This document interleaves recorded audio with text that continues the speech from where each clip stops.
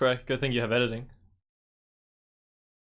Hello everybody on YouTube, I am the Rixer, and this is my God of War NG Plus speedrun tutorial. This is the updated version as of the 21st of September 2017. Since EXE did a tutorial a few years back, there's been a few improvements, and about a 5-minute or so improvement over the route. So I thought I'd make a new tutorial with all the updated tiny strats that, you know, suit this run a lot better, and a lot of the new strats are a lot more consistent. A lot of the new strats are a lot better, and I learned how to do all the new stuff on my own. But if you are new to speedrunning and you struggle to do so, then you know, I thought I might as well make a tutorial. I will say first of all, this tutorial will be in English. I know there are a lot, and I mean a lot, of Portuguese-speaking people that play this game. I'm very sorry if you don't understand English, but I do not know Portuguese. There's nothing I can do to help you out, you know, more. You'd have to get a translator of some sort if you want to learn off of this.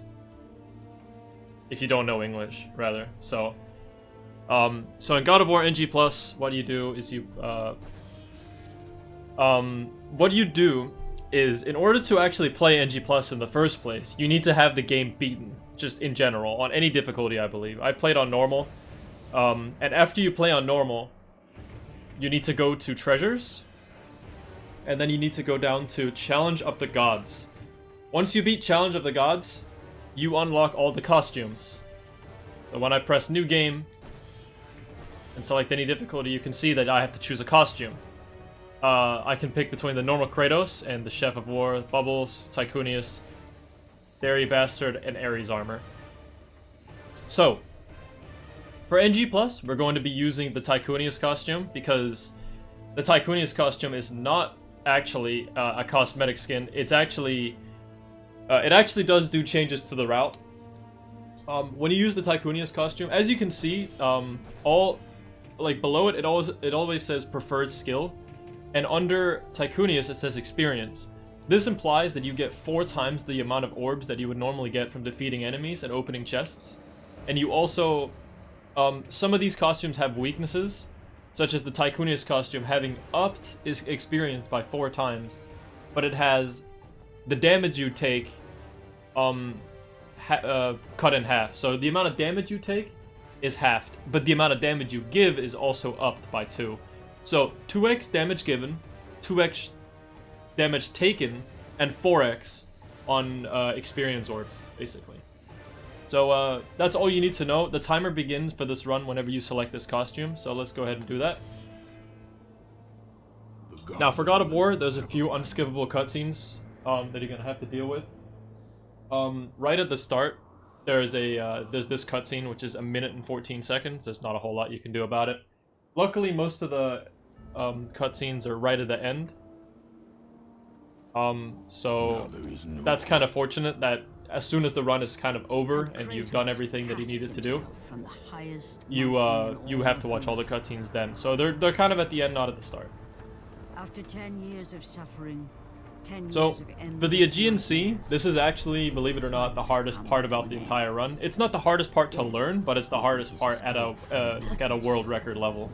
Once you're really, really good at this game, then you will definitely have a lot of problems with this beginning. So I'm going to try and explain it now because I have to attack straight away. So what you want to do is you want to do a square triangle attack and launch the enemies up in the air. And as soon as you do that, I'll try and pause and explain everything that's going on. But I can't pause and show it off because these enemies are constantly moving. So I need to interrupt them very quickly. 1, 2, and boom. So what happened there, that's the perfect outcome. I knocked up about 3 enemies. So now what I'm going to do is... so for this fight, there's 2 enemies that spawn at the bottom, and there's 2 enemies that spawn at the top. The 2 enemies that I hit with the attack, I think I hit 3, but the 2 enemies you see at the very top is... they're connected to the spawns of the bottom one. So what you want to do is you want to use square to kill the top 2 enemies, This is just like an optimal fight. If you're new to the game, don't worry about this, but I'm going to explain how to do an optimal fight anyway. So I'm going to kill these two, and then I'm going to kill the last ones with the remaining square attacks. To reduce the lag of the square attack, I'm going to block by pressing L2 or L1. So I'll show that. So I'm gonna kill these two. 1, 2, block, and then I'm gonna finish this guy off. So once I finish this guy off, now you want to begin the double swings. This is again only for an optimal fight. If you can't do this, don't worry about it too much. It's just if you want to do the best as you can.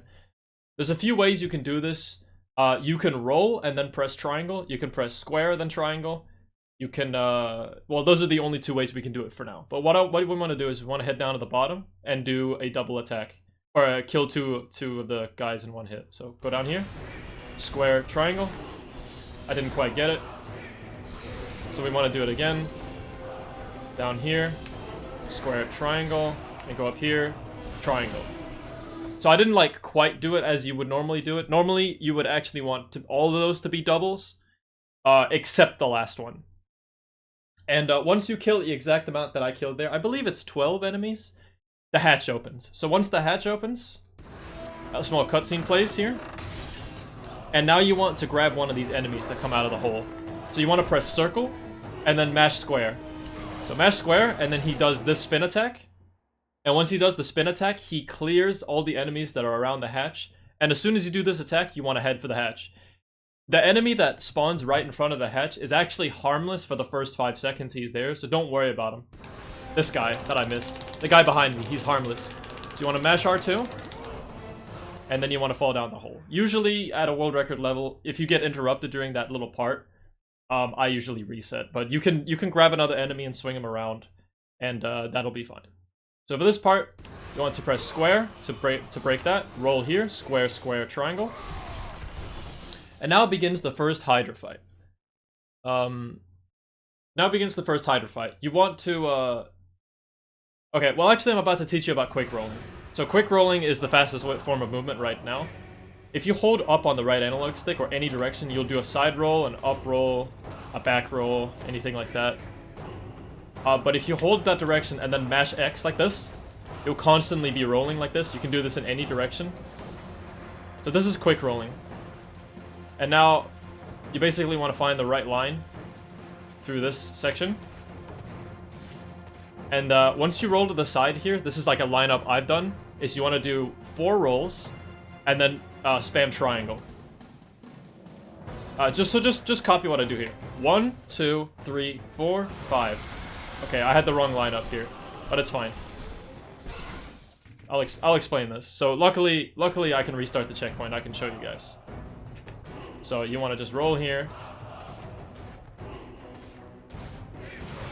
The triangle, square, triangle, and he dies.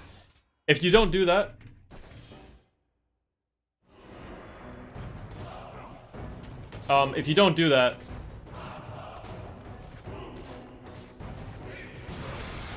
you'll have to do some different strats. You'll have to back it up or either block his attacks.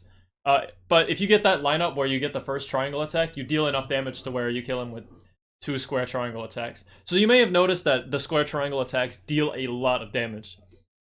And because it deals a lot of damage, we're going to be skipping this quick time event by just using those attacks. So so right there, you want to press the X button at the right time when it pops up. So right there, square, triangle, square, triangle, square, triangle. You want to time it correctly, so you don't accidentally do a different attack. Now you want to walk across this plank over here. Like so. And I'll explain an advanced technique here that I like to do. This is only for really advanced people, so you don't have to worry about it. There's something called a roll cancel in this game. So you can actually roll in this game, and you can cancel the end of the roll with a jump. But if you press the X button, I actually did it right there, at the correct time, you can do something called a roll cancel. So if you press X right there at a precise time, you cancel the end leg of the roll, like so. Sometimes it doesn't work because it's a very precise timing. But I like to do these roll cancels here because it's the fastest form of movement. So walk out here, 1 roll here, hope to get a roll cancel, roll here, hope to get a roll cancel. I didn't get any of them there, but that's fine. You want to open this chest because it gives you the enough orbs for later on. You need it. And then do 2 side rolls. Break this barrier with this attack. And here begins the Harpy section. So for the Harpies, this is a very, very difficult part and is easily probably the worst part of the run for a top-level player. These Harpies, the goal of the second Hydra... So we're going to be trying to skip the second Hydra fight. In order to do that, we need to get a Harpy stuck up above a fence. And in order to do the skip, the Harpies have to cooperate very well with us in the way they like to attack, when they attack, and where from they attack. So once we open this door, we want to do 1 roll forward, a side roll, and then roll to one of the doors. The reason we roll in this particular way is so that we dodge the Harpies a bit more, and so we don't get interrupted when we try to open the door. So I'm going to show off this first part, and then I'll show you the skip. So I'll show you the movement first. So we open it, 1 roll there, and then side roll, and then mash X here, and just spam R2. Hopefully we can open this without getting interrupted. We did. Okay, so now we did that. We want to jump on the chest now, and now we want to like turn around a bit. And this is the part where you have to pay a lot of attention. So at this point, you're going to be attacked by Harpies from either side, left or right, or straight sometimes. So there's a Harpy to my right. I'm presuming that this is the Harpy that's going to attack me. So what I'm going to do now is I'm going to wait and listen until he screams and jump into this Harpy and do a double jump block. Once you block his attack and he goes above, sometimes the Harpies like to go into the room that you're in, into the little chest room. But what you want to do is you want to double jump and block, and then they go above the chest room, and then they get stuck in the fence up there. So you want to wait and listen until the Harpies scream, and once they scream, that's when you want to jump and block. Just wait until you hear the sound, and then you can go for it, because that's your cue for whenever they attack. Okay, so we're gonna try and do this. This is gonna go very quick.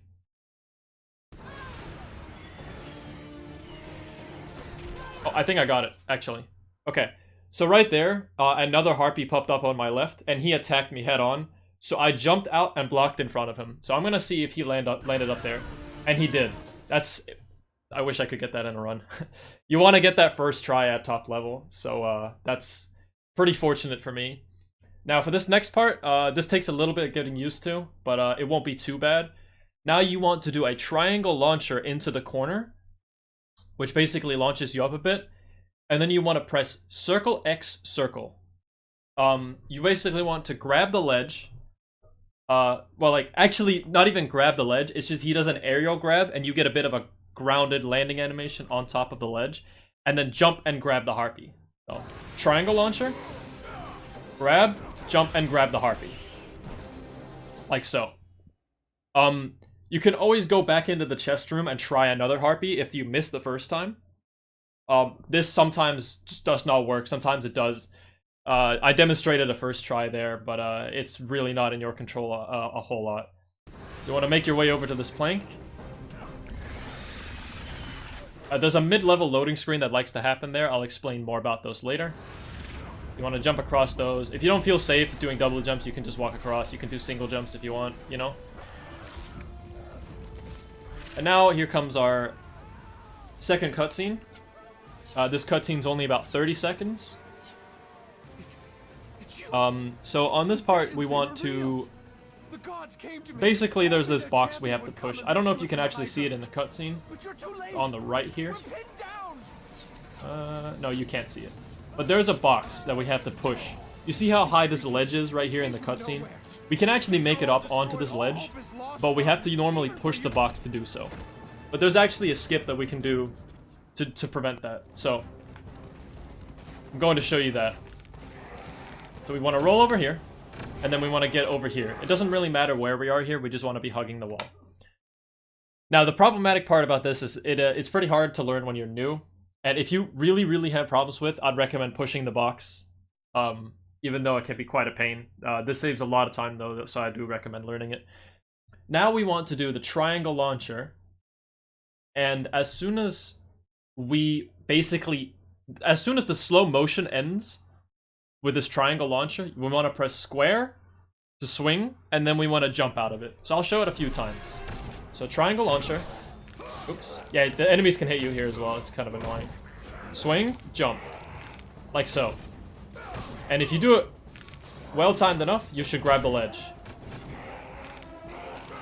The jump is a bit of at an awkward timing.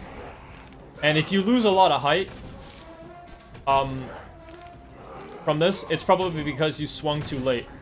You want to wait until the slow motion ends, or basically until like you start losing height. It's right as the slow motion ends, basically. The swing is most of what matters here. You want to just swing at the right time. Bam. You know? You see, even I can't get this every single time. It's kind of tough getting it first try. But that's the gist of it. So just give this a lot of shots with practice. It's not that bad. But it can be quite troublesome at times. So you want to just, you know, I just did some sort of optimal movement. You can copy that if you want right there. Now here begins the Hydra 3 skip. The Hydra 3 skip is very difficult to do when you're new to this game. And I'll try and explain it to the best of my ability. So we want to climb this rope first. Let's do that. You can mash X here if you want.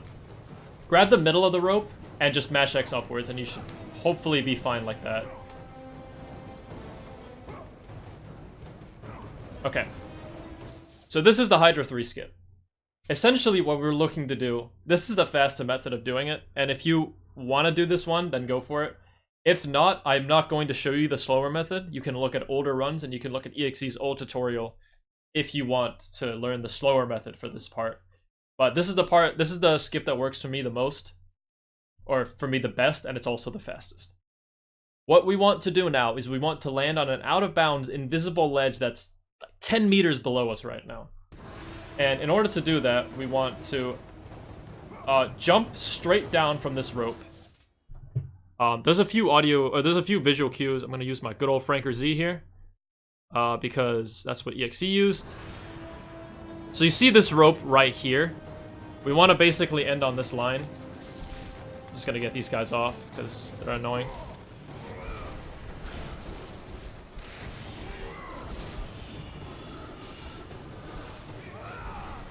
There we go. So you see this rope right here. Right here. This is where you want to be jumping down towards. Is that little, you know, that's the little like visual cue you have for this part. So you want to jump straight down alongside of that rope. So you want to hold straight down at this camera and do a very delayed double jump. And then after this part, you want to follow this rope. This brown, thick rope, I guess you could say. This rope right here. You want to follow it all the way to the bottom. It's a very difficult skip to do when you're new, but you'll get the hang of it eventually, trust me. Just keep practicing it. It's very hard when you're new, but you'll get used to it eventually. So double jump, delayed double jump downwards, and follow the rope. So you can see the rope that I'm talking about. It's the third from left. And because I paused in midair, I don't know if I'm going to get this, but I'll show it off again. Yeah, I was too far to the left. So I'm going to try and do it without pausing so I don't throw myself off too hard. Obviously, it's a lot harder to do. Also, sometimes these guys can be in your way, so I just do a one jump to the right here, and then do that. It's a little bit random where these guys like to go on the ropes. So, double jump here, delay double jump, and follow this rope. Okay, I was a little too far to the right, so I slid in bounds that time. It's a pretty tough skip to do. But once you land there, there's two options that you can do, and I'll show you those when we get there. If you have to climb all the way back up, that you have to be aware that the enemies will be on the second rope, so you have to deal with them here. Whoa, that's a party going up here. Okay, so we do the same thing here, delayed double jump, and follow this third rope from the right. If you do that correctly, you should land right here. So this is actually an out of bounds that, like, if you walk a little bit down right now, you slide in bounds and you're not able to stand on this plank again. So there's two things that can happen here. You want to basically hold straight left, but a little bit down as well. I like to hold straight left and then flick the stick downwards. Like that. So either with this double jump, you land on this big plank above me, like the slanted plank. You can see, like this part, you either land on this, or you land behind it. If you're behind it, well, either way, no matter what you have to do, you have to just jump behind this door. So you want to jump behind the door right there. And that is Hydra 3 skip. That is the easier part of the two, but you have to get used to both parts. So once you're through, you basically just want to roll. If you have a slightly left angle, you can skip rolling to the side right there a bit. And boom, you have passed the Aegean Sea. And that is definitely the hardest part about the entire run.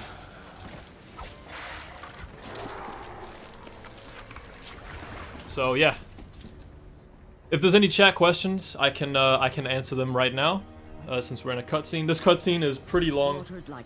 It's about 2 minutes and 20 seconds.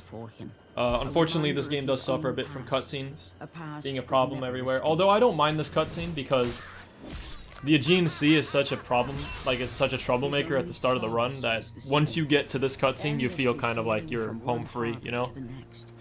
You get a bit of a break here. All his hopes rested with them. For no matter how much wine he consumed, I guess I could go ahead and talk about the next bit so I don't have to pause and do it, so we can save a bit of time. So for this next bit, we will be put in the boat that's heading towards Athens. So after this, we want to do the sex minigame. And if you've never seen this run, it's quite funny. But if you're learning for the first time, get used to doing this minigame because you're gonna be doing it every single time in every run. The reason we do the sex minigame is because we need the orbs. Not for our personal enjoyment, but because we need the orbs. We just want the orbs so we can move faster, right? We're businessmen here. So, we want the orbs from the ladies, and then we upgrade our Blades of Chaos to level 2. When we do that, we earn the Shoulder Bash. And when we get the Shoulder Bash, we can do the fastest ground movement technique in the game, which is roll dash canceling. Or roll dash canceling. And if I am able to do this, and I'll show you when we get there. So for the sex minigame, it's always a certain amount of inputs. It's always 3 base inputs on the right, and then it's 2 left analog stick inputs that are half circles, and then there's 1 full circle on the left analog stick. It's always the same thing, but what pops up is random. So it can be like 4 different things at the beginning, and then obviously it's 2 different things later.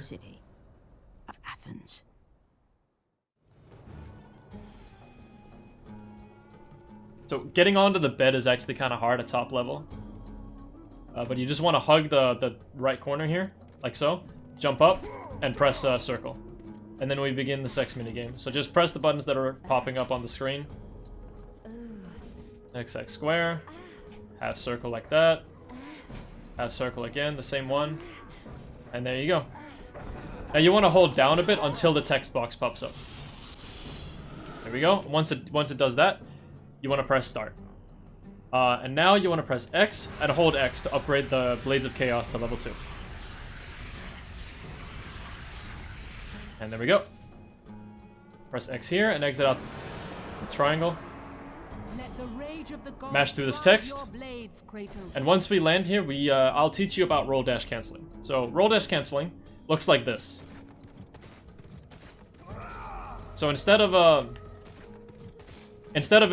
doing quick rolling anymore, we want to do roll dash canceling. So like this. Like so. So what we are actually doing is we're pressing R1, which is to do a shoulder bash. And as we roll, we press R1, like so. But to cancel the end lag of the shoulder bash, if we press an X input, we can cancel the shoulder bash into a roll, because we're basically jump canceling the shoulder bash into a roll. And the way I like to do this is I can pull up the webcam actually. I can show you guys exactly how I do this. So the way I like to put hold with the controller. I'll probably need this later as well. I'm gonna put the camera in my shirt because it's probably for the better, is the grip I like to use is this. I like to do this instead of... Some people like to do this, where like they do this. But it's really hard because if you do it down left, your thumb kind of like slips off the X button. So I like to do this. So you control with your thumb, you press X here, and then R1 with this. So I do this. So I'm in full control every single time. So it's like a claw grip, basically. That's what I use. You don't have to use it, but if you want to be like top level, you probably have to use this. It's very, very useful to use. So yeah. Definitely try and use that to the best of your abilities. So yeah, you just want to roll dash cancel around here. I'm going to save, just because, you know, for demonstration's sake. And what is the most late game save I have? Probably Cliffs of Madness. I'll just save over one of my files. It's fine. I'm gonna use safety saves just for the sake of the tutorial. You don't have to save. Obviously, it's a bad idea. Just don't worry about it. So you want to make your way over here. Those orbs I got are on accident. There's just like a vase there. Okay. Important thing. Once you climb out of this hut, or so to say, you want to be holding a very specific direction. I will show you on the webcam again where you want to hold. So you want to climb up, and now you want to be holding to the bottom part of the PS button. So right below the PS button is where you want to hold. If you do this correctly, you should grab this ledge. So once you grab this ledge, you want to reload the checkpoint by pressing select and then restart from last checkpoint, and you end up under the water. So it's just like a clip, I guess you could say. It's just a way for the game that the game like spawns you beneath the water, so you accidentally get checkpointed down here. Now, conveniently, there's one specific spot where you can go out of bounds in the water part, and you can trigger the swimming glitch. Now, with the swimming glitch, we are able to skip large, and I mean large portions of Athens, and I will show you how. So you want to make your way over here, follow this big net on your left here, and then you want to follow up here. Go through this rock until you see this line here. So you want to follow this line. You can go a bit up if you want, so the camera isn't in your way, and so the foreground isn't a problem. So you want to follow along until you see this chamber, this wall here, this sort of chamber, I guess you could say. You want to walk into it. You don't want to go too far to the right, because then you go back in bounds. You want to follow it all the way down until you get to this wall. Once you get to this wall, you want to hug it and then hold to the left, like that. And then you clip out of bounds. If you do not hug the bottom wall, you clip back in bounds, and you have to do this all over again. You have to reload the checkpoint to get back to the swimming part. So now that you're here, you don't want to walk too far out, because again, you can go inbounds again. Your indicator is kind of the purple line right here. So you can see that this is kind of like purple line along the ocean floor here. So I don't want to walk past that. You don't want to walk past that. You want to walk up to this pillar, and then you can do what other people do. It was just hold triangle, but I do something that's a little bit faster, and I like to hold to the side here and do L1 and X. And if you do that correctly, you should end up below the bridge. If you want to play the super safe, and you don't accidentally want to swim outside of this bridge, because this bridge part is still out of bounds. So what you want to do now is you want to press X, and as you land, hold square. Like this. And as soon as you enter this animation, hold square. And when he starts diving, come over here. Dive a little bit further. And once you're here, you basically want to hug this staircase of... you want to hug the ladder of the boat. So you want to swim up through the ladder here. And now you're swimming in the air. So you've now triggered the swimming glitch. Congratulations. Hopefully I explained it well enough. You want to swim up here. And now begins a series of loading triggers that we have to hit in order to...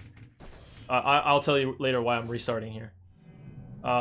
So we want to basically follow a series of loading triggers in order to trigger the next part of the game. Otherwise, the next part of the levels will not load.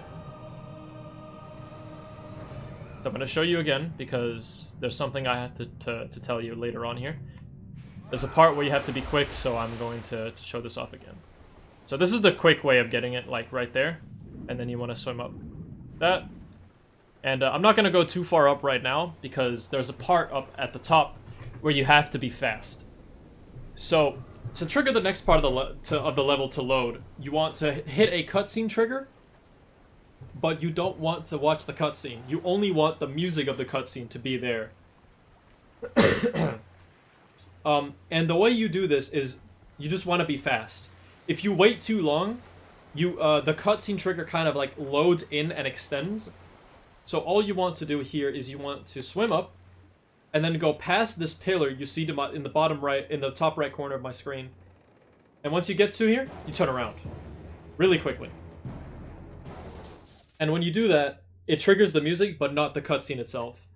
You can accidentally trigger the cutscene if you're too slow on getting that, or if you go too far in.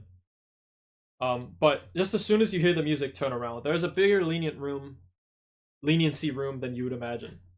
So now all you want to do is follow me here. Actually, I'll show you the slower method for this part. So you want to swim up left here. And now, swimming below the level is about 1.5 seconds faster, but it's a lot harder to know what's going on. So, learning the swimming glitch is probably the hardest thing I've ever done in speedrunning, or one of the hardest things anyway. So I'll try and explain it to the best of my ability because I know how much I struggle to learn this. So, you want to just swim in bounds, don't bother swimming below the level, and you want to get into this little hallway. Once you get to the end here, you want to hold left, and then up at the end of this. And then you get into this little room. Once you get into this little room, you want to swim up. And then, if you want to see what you're doing, you can swim a bit forward, but you don't have to do that. So you see this black outline here? Right here? This is as far up as the wall goes. This is this black line here. That's as far up as the wall goes. So right here, you can see I'm swimming against the wall on my right, but as soon as I go past this black line, I clip through the wall. And that's what you want to do over here. You want to clip through the wall on the right, and then swim straight down. And now you want to get the Medusa's Gaze cutscene right here. Okay, so I'll explain now. The reason we don't swim straight through Athens with the swimming glitch, and the reason we go for Medusa's Gaze before we do this, is because Medusa's Gaze is one of the most broken abilities in the game that allows us to get a hide exploit later on that will save more time than it wastes for us to get here. Medusa's Gaze probably will end up saving us 10 to 15 to 20 minutes just by getting this ability, and it's only a 3-minute detour, so getting this ability is very useful. Now for this Medusa fight, it's pretty random what she likes to do. So I can't really give you too many tips. It's a lot about just like testing it out on your own, but the first thing you want to do is you're still in the swimming phase. The only way to cancel the swimming glitch as of right now is to get stoned by the Medusa. So you don't want to move at the start of this fight, and you want to just wait for her to get over to you, and she's going to start stoning you. And then you want to shake the control stick to the left and right. And once you do that, you want to block her first attack, and hopefully we can get in some square triangle attacks. 3 square triangle attacks allows you to grab her, and grabbing her ends the fight. Well, you have to do a little quick time event too, but that's how you want to do it. If you lose track of her, using square triangle to knock her up in the air is good. But she kind of chooses herself when she wants to get knocked up. That's the bad part about this fight. There's a little bit of randomness in it. She likes to dodge your attack more than she likes to get hit. But we'll see. So, block the first attack, which I didn't do. And now we want to do square triangle, and she didn't get knocked up. She didn't get knocked up there, but she did get hit. That was a pretty good fight, honestly. That was really good. So you want to do that, even though we didn't get any knockups. And then you want to rip her head off. So during this part, you can do a quick roll here, if you hold any direction. And you want to get as close to Aphrodite's head as possible during this part. And now we want to do the regenerating magic glitch. Or the magic regeneration glitch. Oh, EXE's tutorial is giving me the wrong name of that. But now, because... Okay. So now that we have Medusa's Gaze, the game is going to teach us that, okay, This is a tutorial fight. We're going to give you infinite magic for this little bit so you don't mess this part up. But we want you to stone all 3 of these enemies and then kill them using Medusa's gaze. So we're going to give you infinite magic. We're going to give you regenerating magic for this part, right? That's what the game says. What we're going to tell the game is we're going to say, okay, thanks for the infinite magic. I'm not going to do this fight. And we're going to have infinite magic for the rest of the game. Or infinitely regenerating magic for the rest of the game. And the way to escape this fight is to do a series of out-of-bounds jumps. They're not actually that hard at all. They're pretty easy. So the first one is to jump on top of Aphrodite's head. The second one is to jump in the top left corner. So as soon as I press X, the Minotaurs are going to start moving, so I have to do this pretty quickly. We want to do XX L1X to get on top of Aphrodite's head. XX L1X, like that. And then we want to jump in the corner and do the exact same. XX L1X. Boom. And then we want to do XX again, and we stand on the ceiling. And then we just walk off, and now we're behind her head. That looks pretty funny the first time you see it. So I want to show you now that that we have infinite magic. So by doing this, you can see that we are using magic, but as soon as I let go of it, the magic starts regenerating, which is not intended in the game at all. The reason we have it is just because that was a tutorial fight and the game gave us infinite regenerating magic for that part. So that is going to be useful way later on for us to do some skips. So next up, we want to just roll past these enemies, grab the ladder, and climb up one. Now we want to head back down to the swimming glitch to swim through Athens, to skip a large majority of the game. You want to go here, and you want to swim down here. Not swim, like roll dash cancel your way down here. This is a small 15-20 second cutscene you have to watch. It's not that bad.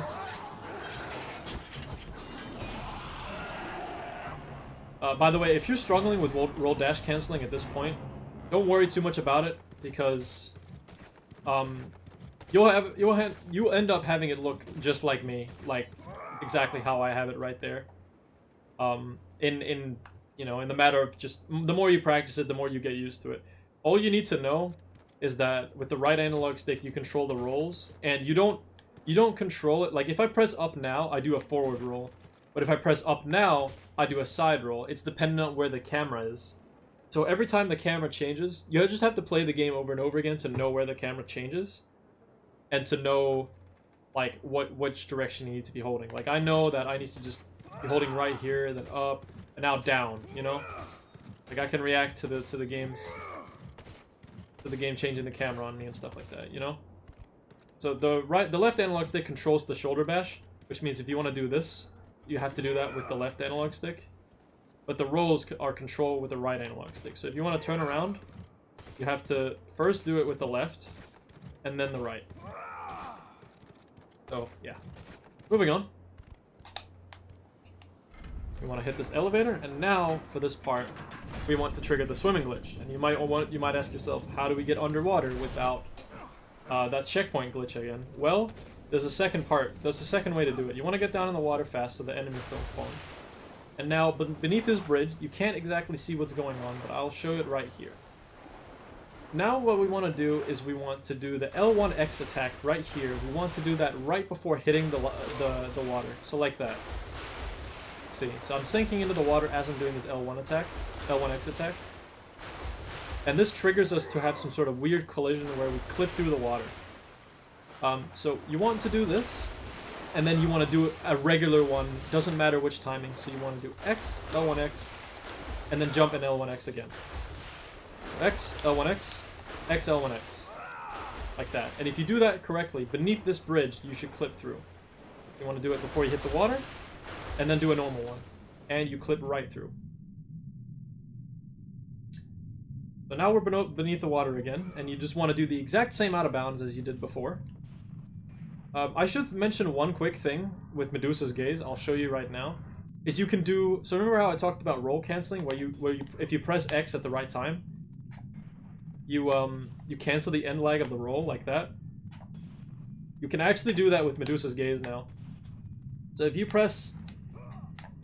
roll and do a quick tap of L2, you can do a roll cancel with with Medusa's gaze by just pulling it out. What you're actually doing is you're canceling the roll with this animation where you do this. But if you just tap it quickly, you can cancel the end lag with that.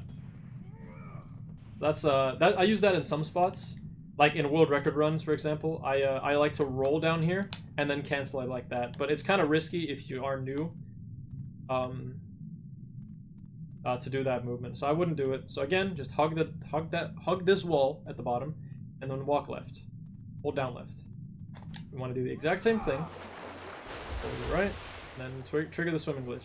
If you're afraid that you might swim out of this bridge, just stand still and wait for him to dive, and you should be okay. And now begins the hardest part about learning this game, I think, is this swimming glitch. It is a 5 or 6 minute long swimming section, and it's really hard to like get down properly. So I'll tell you exactly what you need to do every single time, so you hopefully understand this. So you want to swim up to these ropes, and then after you get to these ropes, you want to swim upright. Now get through this wall right here, swim straight up, and as the camera like pans through the floor, swim forward. You want to swim all the way up so you trigger the enemy spawns, so you load the next part of the level. Now this is the part that's kind of confusing. You want to swim down and then hold back right.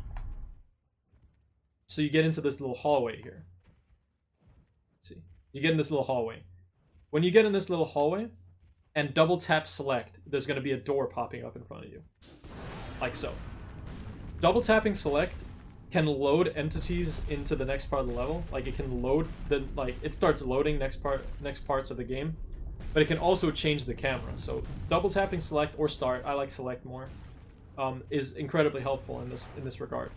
So now you want to swim down here, but I'm going to warn you, there's a little bit of a tiny ledge right here. So if you're holding forward and square behind this door, you see that I'm stuck on something. I can't swim further, so you have to swim a bit up and then go down.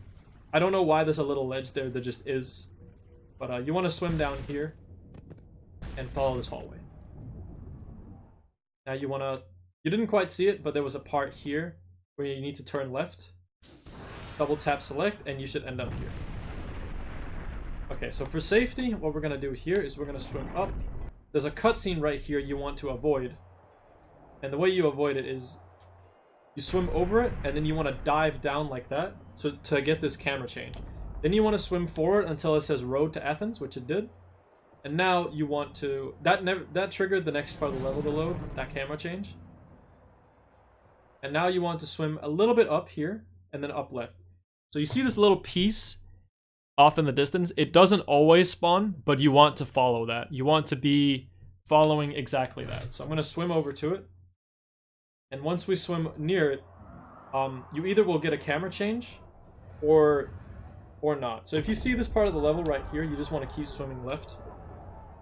And what you're looking for is this volcano-looking thing. This volcano sort of thing sticking up through the floor. And you just want to swim through it, basically. Now you are... I'm going to change the camera for you so you can see what's going on. Now we're behind the cage in a forced fight that we're normally supposed to have to deal with. So once we go down here, you want to... you don't want to do that camera change that I just did because you will have to do 2 anyway. Or you would have to do 2 instead of 1. You want to swim towards this wall, double tap select, and you get this camera instead. This is the camera you want. If you get one looking a tiny bit more left, that works too. You just want to have one that kind of looks this way. And then, I think there's a cutscene here, so what I like to do is hold up and then swim kind of like that. So you avoid the cutscene. I don't know if it's a cutscene or if it's animation or... Oh, it's a camera change. That's correct. Now you want to swim over this rock right here, and this is a long stretch of swimming that you just have to hold up right, or up left rather. And you want to swim all the way over here. Now what's going to happen is something called a mid-level loading. So sometimes you outrun the game so fast that the game likes to load in the middle of everything.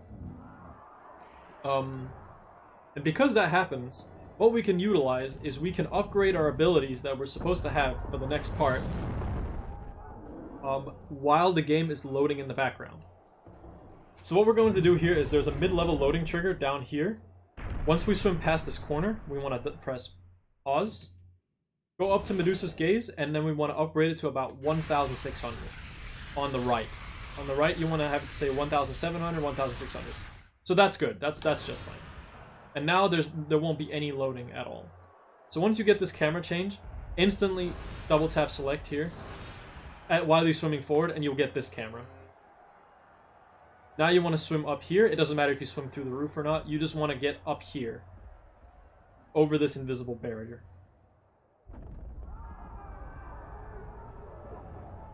And now you want to get over here where this little part is. Double tap select so the camera faces straight forward. You don't have to do that, but it's a lot more noob friendly, I'd say. Swim up the staircase. It goes a bit to the right here and a bit forward.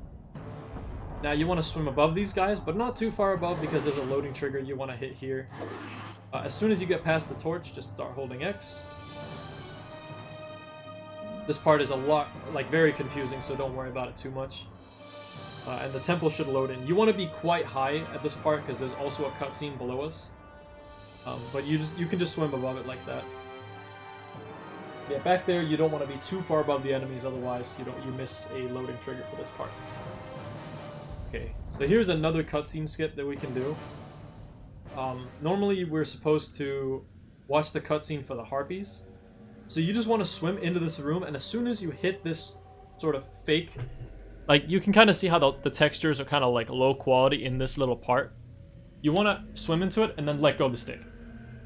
Once you let go of the stick, you want to double tap select, and then you want to swim up into the doorway like this. And now you just hold forward, and you skip the cutscene. So this is where you first get introduced to the harpies, I guess. Well, not first introduced, but you get a cutscene. There's a lot of cutscenes in this game where they introduce the enemies, and this is where they introduce the harpies, I guess you could say. But you can skip that by just hugging the ceiling of this doorway. And this next part is, it looks a bit weird, but it's actually not that bad. You swim through the roof like this and keep swimming forward, and then swim down after a little while. Now you can see this sort of corridor on my right. If I swim a bit over here on my upright, you can see the corridor, or so. So you can see the corridor here. What you want to do is you just want to swim through it at a fairly early time. You could probably ask yourself, why don't you just swim further out of bounds over here to cut more of a corner? Well, this time around, there's also a mid-level loading trigger over at this corner. And the earlier you get into this part, I didn't get it there because obviously I waited to explain it to you guys, but it's at this corner. It's at this very corner right here. Right here. The earlier you get in, the shorter that mid-level loading gets. So you want to swim in pretty early, just like that.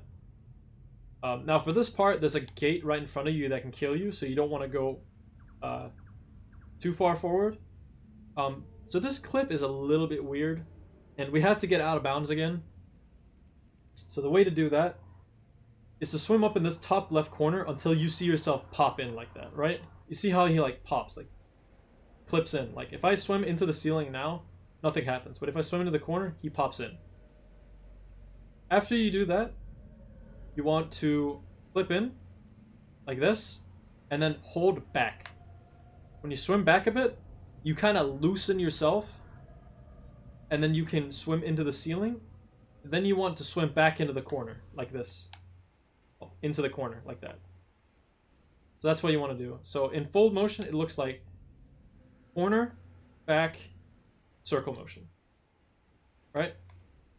So that's the clip. It's hop in the corner, swim back a bit, circle. Circle motion, basically. It's a bit hard to understand, but you'll get it eventually. The whole idea is basically when you pop in here, you can't swim up. Well, actually you can swim up, but you have to do some jittery stuff. Like you have to nudge your way. You basically have to be at full swimming speed again before you can clip. So that's what you want to do. After that, you want to swim straight down. Not too far forward, otherwise you'll see right here. Oh, actually, hold on. You don't want to be too far forward, otherwise you see that there's an invisible floor right here that you can't swim below, so you want to be a bit back. That. And then you want to swim through just straight forward here. Until we get to this hallway.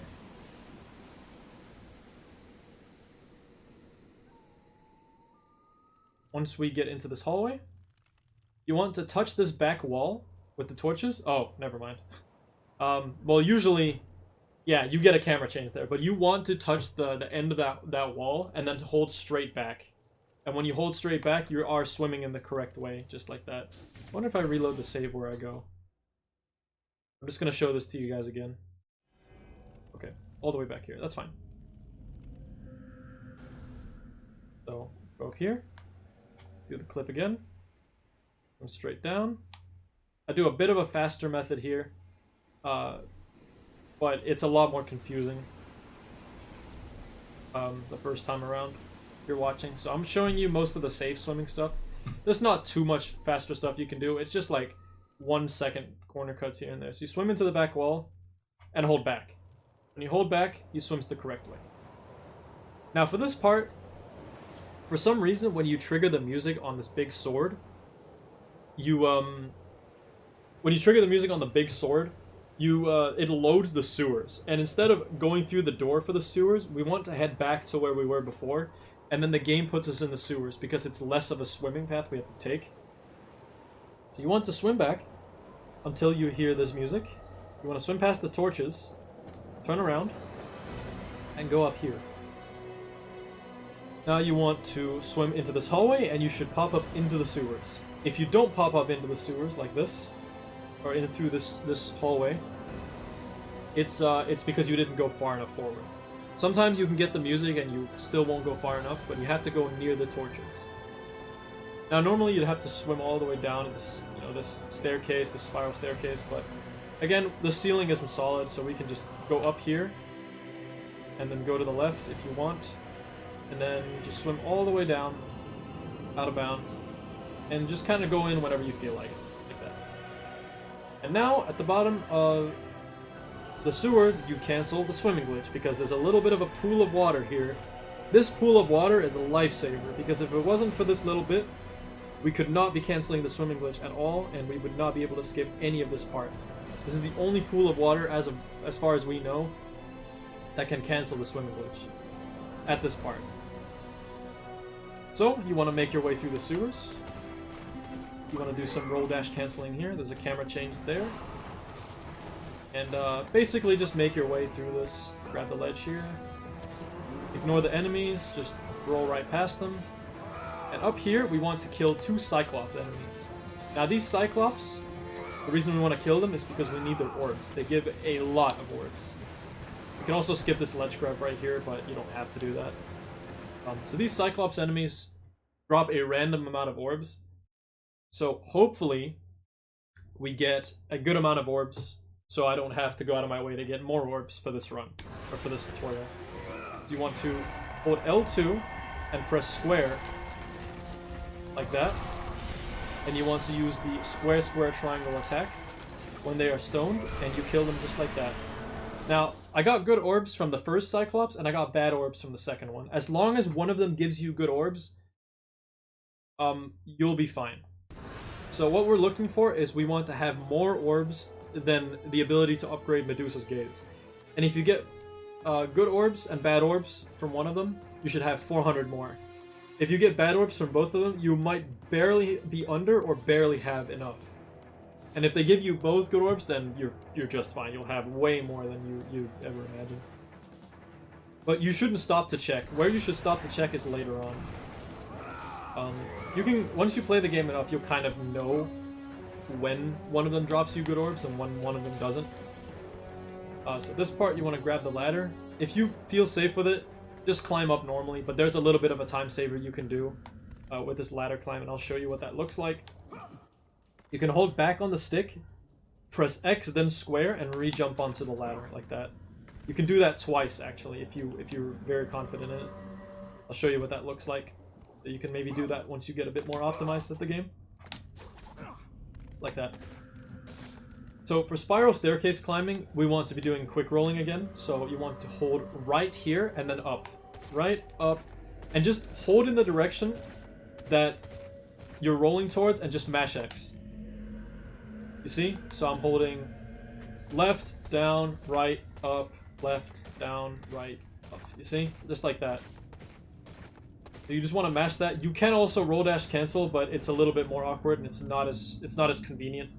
Basically, pull this lever with R2, and you can do a small shortcut here on the stairs by doing L1 and X. So get on the third stair, third or fourth, and L1X. You can get up here faster. You want to roll dash cancel your way over here, and you want to do a small menu here because there's a loading trigger at the top of this area. So you want to upgrade with about 400 or 500. I like to do about 400. Keep rolling along. Now we want to head to the desert. So around this corner there's another loading trigger. We want to do about 400 here as well. There we go. And at the bottom is one of the longer loading triggers. The longer loading zones, rather. So once you get past this last dune here, you want to upgrade the rest of Medusa's gaze, despite of how much you have. So upgrade the rest, exit out the menu, and enter the desert. There we go. And now we're in the desert. Now we're past Athens. Now Athens is not that bad of a level like to do with all the swimming and stuff, but it's very difficult to comprehend what you have to do and how to get all the correct loading triggers and where to swim through to get the rest of the next part of the level to load, basically. And with such a weapon, I could defeat So him. I hope I explained it well enough. If nothing, you can always watch EXE's old tutorial. Most of the swimming stuff is kind of the same, but also kind of not. You can always watch several of the top level runs. You can watch my run, you can watch Milo's run, you can watch Caster's run if you want. And you can learn from those runs as well. Only they can guide you to Kronos, the Titan. A Titan lives. Kronos is the last. Zeus Also, has hello to the commanded chat. him to Sorry I wander haven't the been desert talking a whole lot, endlessly. The but temple I am of doing a Pandora tutorial chained to his back, for God of until War the NG+. swirling sands rip the very flesh from his bones. Stay true to the song of the siren, Kratos. Your journey begins here. Hey guys, Pray What's it up? leads you back to Athens. I'm gonna lower the game volume a little bit. Thank you, Sanju. Okay, so for this part, you want to roll dash cancel your way through the desert, and you have to play the game a lot to know what a correct line is, or so to say. So I have a few visual cues that I look for. So you want to hold pretty much, you want to hold pretty much upright, like this. You want to hold at about a 30-degree angle, 45 almost, and just hold upright and roll dash cancel your way through the desert. I'm going to show you a backup chest in case you get bad orbs. You can get 100 orbs from this chest over here. This one up here. You want to roll to that one. But if you don't do that, as you see, my line was aiming kind of towards this part. And this is where you want to be. Why, you might ask? I'm supposed to kill the Sirens. Well, luckily for us, there's a convenient wall here that you can clip through to skip all the Sirens. Normally, at this part, you're supposed to kill all 3 of the Sirens to progress through the desert, but there's a wall we can clip through right here. Now, this clip is actually a lot easier than people make it out to be. And I'll show you why. So here's our trusty old Franker Z here.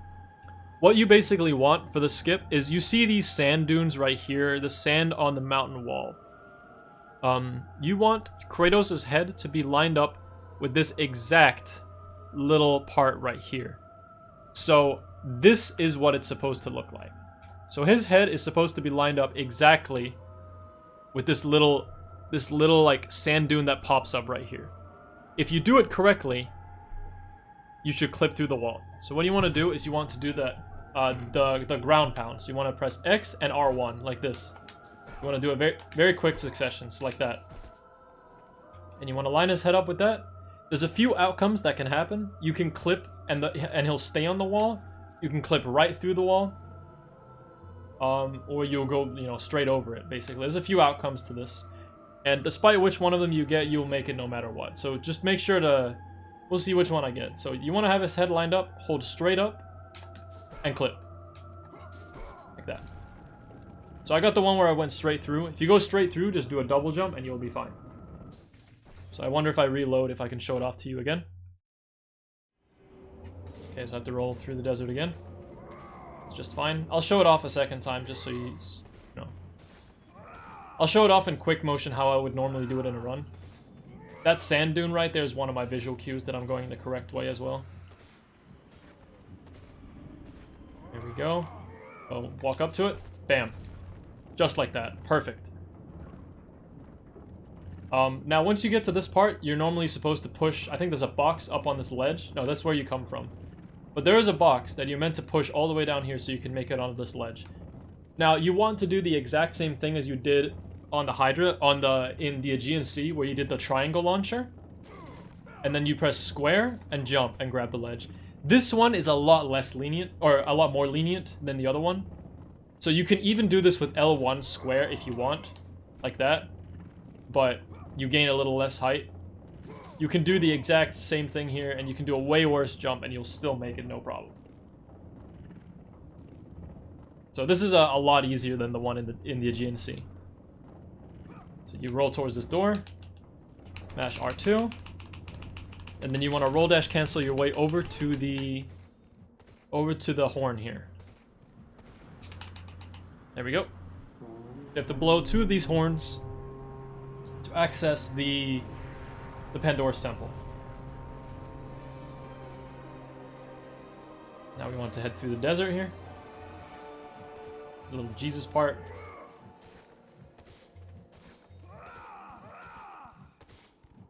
You do that. And then you want to roll dash cancel your way into this pillar on the left there. The reason we do it exactly like that is because that's the position you want to be in for the next fight.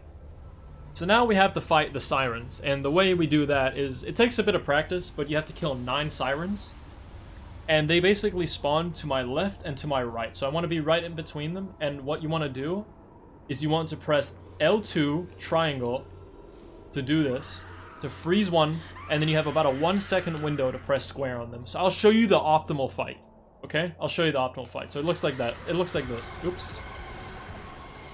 I already messed up, but this is kind of the gist of it. You want to freeze them with Medusa's gaze, and then 2 of them spawn over here. I'll show it again because it wasn't very good. Fortunately, you can skip cutscenes in this game whenever you've already watched them once. So you want to do that again. And then we do 1, 2, 3, 4, 5, 6. Then one of them's randomly flying around. 7, and then 2 over here. 8, 9. Perfect. That's how you do that. In order to do this, you need to do L2 triangle, and then quickly press square. So like, bam, You want to quickly do it like that.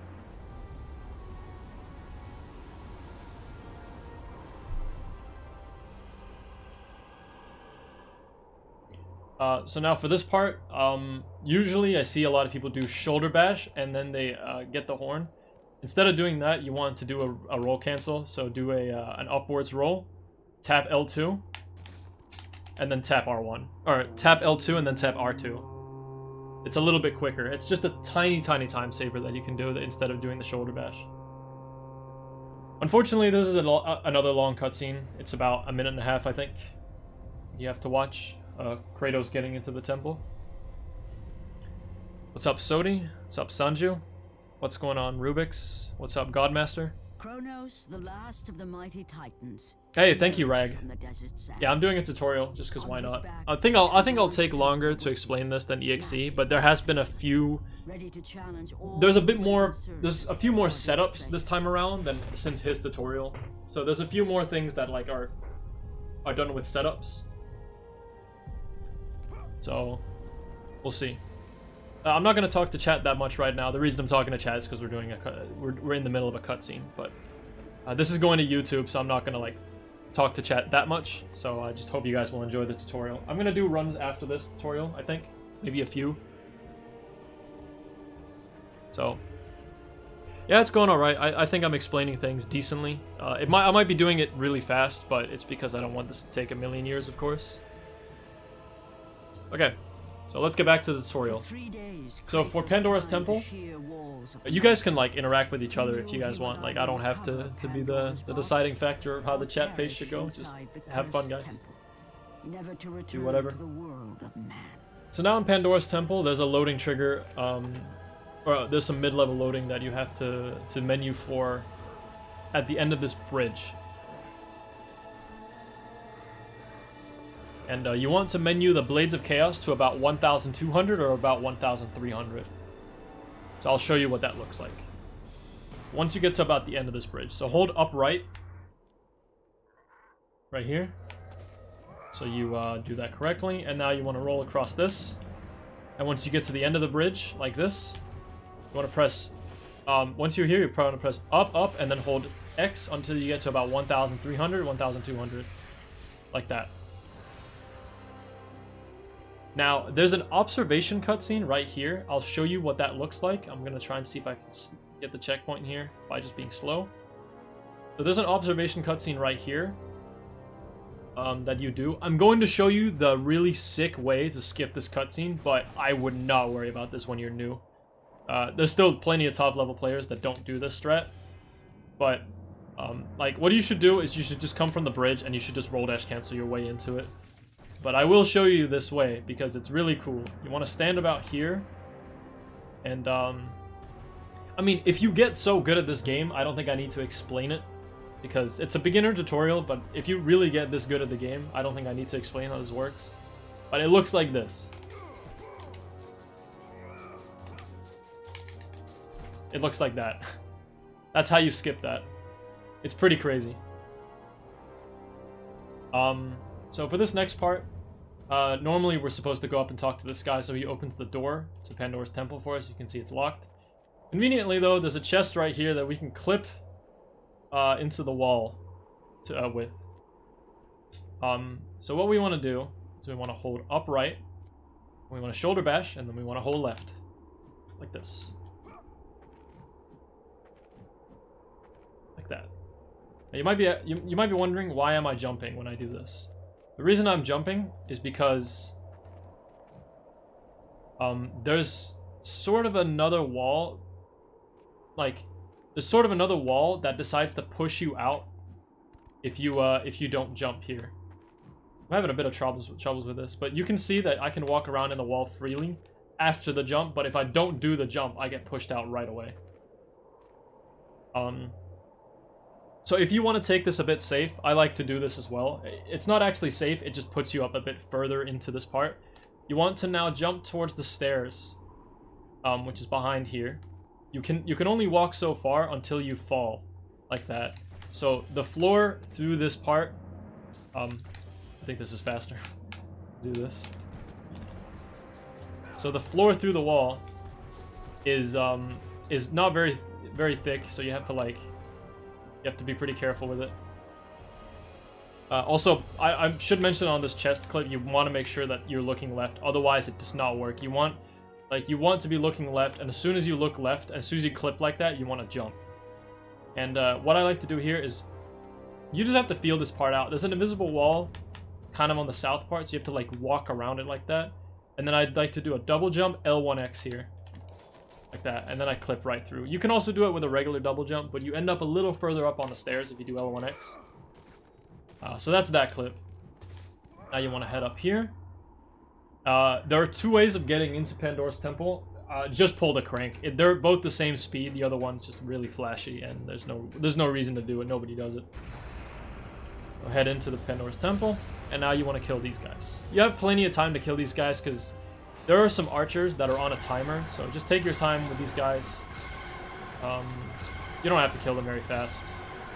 In fact, do take your time because sometimes if you're low on orbs at that part, one of them can decide to just disappear. He does die, but you never get the orbs.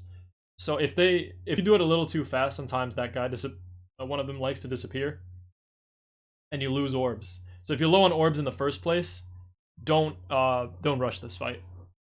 So after that, these archers are on a cycle, so you want to stand in the middle here, and you want to hold L2 and press square. Hit him a little bit with it, and then press triangle eventually, and then swing at him. So these archers are on a cycle, and you just want to do exactly what I did there. I messed it up a bit. And once it shows this book, you want to just be mashing R2, because that's what opens this door. But I had two things to explain there. But welcome to Pandora's temple. I'm going to explain one glitch that doesn't affect the run at all, but it's kind of a dumb glitch that happens. So once I enter this ring here, I'm going to get the Pandora's music glitch, the Pandora's ring music glitch. It's for some reason this music in this next part of the game plays throughout the entire game, but it plays in the background, which means there are several times where you have two music tracks playing on top of each other. I thought I'd mention that just in case you were ever confused about it. So once we enter, that'll happen. But once I enter here, there's another mid-level loading. I'll show you where it is. You want to do a few rolls. 2, 3, 4. Oh, it's 5 actually. Like that. Yeah, so there's the mid-level loading. I missed the menu for it because I went a bit too fast. You normally, what you do there to get rid of that is you want to go down to about 600 or 700. And then you want to time these so you can roll dash cancel through them. So, kind of messed it up. But alas, here we go. You want to ground pound into the water. Shoulder bash here and grab the lever.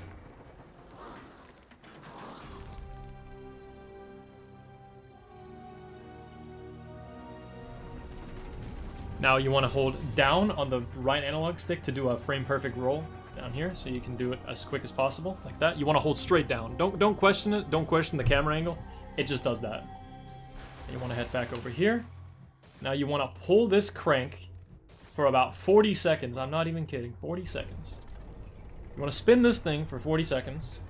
If you really want to optimize your crank pull, you can let go of the crank a little bit early on one section. So you want to pull it, and on the 20-second mark, you'll see you'll see an open room. So it should be here. Yeah, that's the open room. That's not where you want to go. You actually want to keep pulling it, and you want to do it 3 more times. So this should be 1. It might be 2. I haven't really paid attention, but I'll stop right here. So you see, oh, it's 1 more. So you can let go of it a little bit early. So right here, I'm gonna let go, and it turns the rest, and then so you can do a little bit more optimal movement. And now you want to head in here, and now you get the Blade of Artemis. This is where the run gets very complicated, and I'm going to explain how lenient air momentum works and how the Medusa's gaze high jump works. You need to learn how to do this, and you want to mess around with this. Like, you want to mess around with this as much as possible to learn how the air momentum works in this game. If you do not understand how the air momentum works in this game, you will have a lot of problems. So you want to mash through this text, and then you want to wait for the cutscene. Now, you normally want to head forward, but I'm going to head back so I can talk about the Blade of Artemis. The way you pull it out, by holding L1 and pressing R1. This is the Blade of Artemis. It's pretty cool. And this is what you can do with it. So this is what I'm about to teach you, okay? So, with the infinite magic from Medusa's gaze, and with this sword, with the Blade of Artemis, you can do something called the Medusa's gaze high jump, which is this.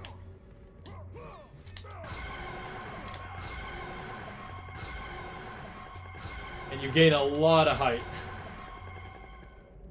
It's basically an infinite jump. If it wasn't for the fact that you lose height eventually doing these, and you also end up running out of magic. So there's 2 reasons why these are not infinite jumps. Okay, this is really hard to explain, but so I'm going to explain lenient air momentum. So in this game, there's something called, well, there's Kratos' basic jump. So this is Kratos' basic jump, right? You see how it just looks normal. He goes up, and then he goes down. It's like an arc. He goes up first, then down. That goes the same with lenient air momentum. If you attack right before you hit the ground, you see how Kratos does this little walking animation? Like, he gets stuck. Like that. You see that? He gets a little bit stuck, right? You can see how he kind of gets stuck on the floor. Any grounded attack that you do, he'll get stuck on the floor like that. Or any, aerial attack you do, right before that, he'll get stuck on the ground.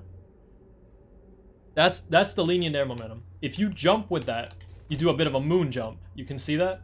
Every single one of these attacks have a different priority of the moon jump, have different amounts of the moon jump. So if I do the normal square attack before I hit the ground, I don't get a lot of leaning air momentum. But if I do the Medusa's Gaze one, I get a little bit more. You see? I'm getting a little bit more. But if I do the L1X trick, like this, I get a lot of leaning air momentum. Like, a lot. You see how this moon jump is, like, much more powerful than the other ones. What you can do with this is you, if you swing, as you do this, you are going to ascend upwards. If you do this while descending, as if you do it later, you start descending in your attacks. Which means if you do the lenient air momentum, which you can do, I recommend doing either square or L2 before you hit the ground. I do square. You can swing like this, and you gain height, basically. You don't want to do this and then swing, because then you're descending. You want to do it, you want to swing as soon as you can. You basically don't even want to see this little bit. Now, the reason I'm teaching you this is because it's the key to the lenient air momentum. So you want to swing before you hit the ground, trigger the lenient air momentum, and as soon as you jump out of it, which is by pressing X to do the moon jump, you want to hold, you want to quickly press square and then hold circle, like this. So you do these two swings.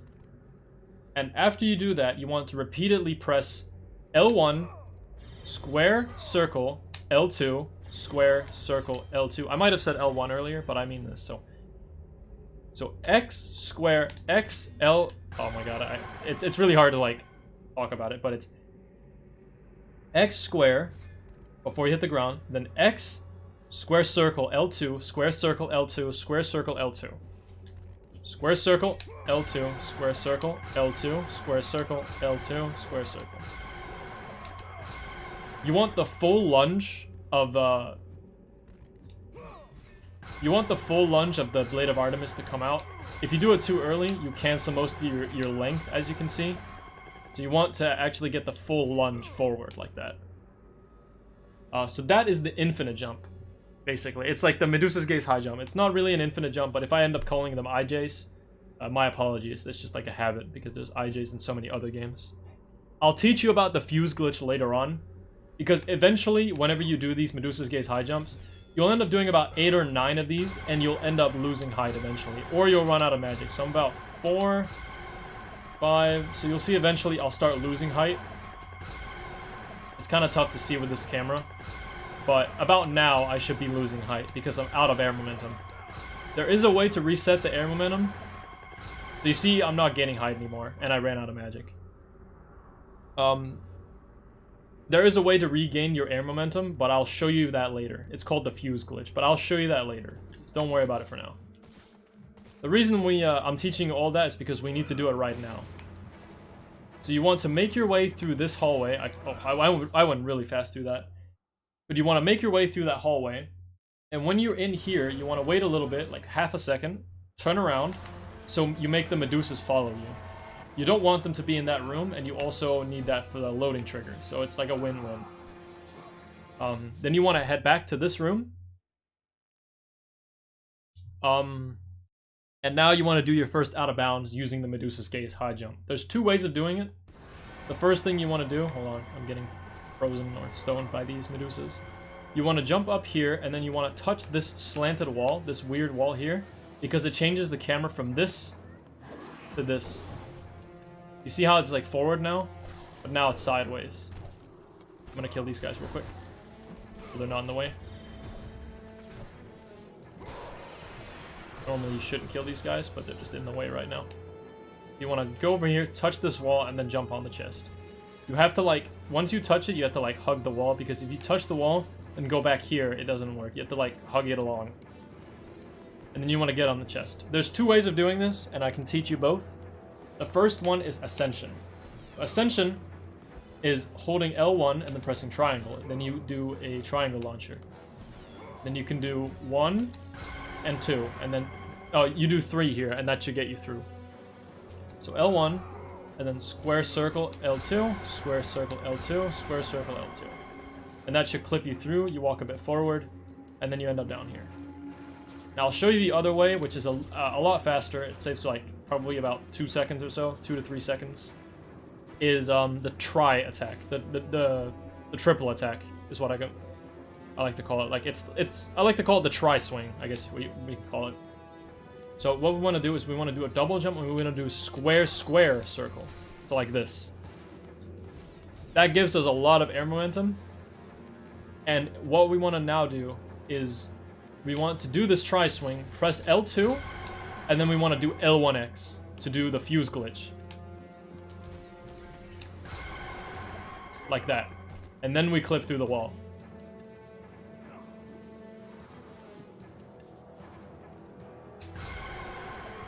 So for some reason in this game, because there is no L1X attack, there is no L1X attack in the air. There's only that one on the ground. The game doesn't really know what to do after we shoot Medusa's gaze in the air, so it pulls out the Blades of Chaos. So that's the fuse glitch. And with the fuse glitch, you can actually do a double jump, but I'll teach you about that later. So again, you just want to do double jump, try swing, L2, and then mesh L1X.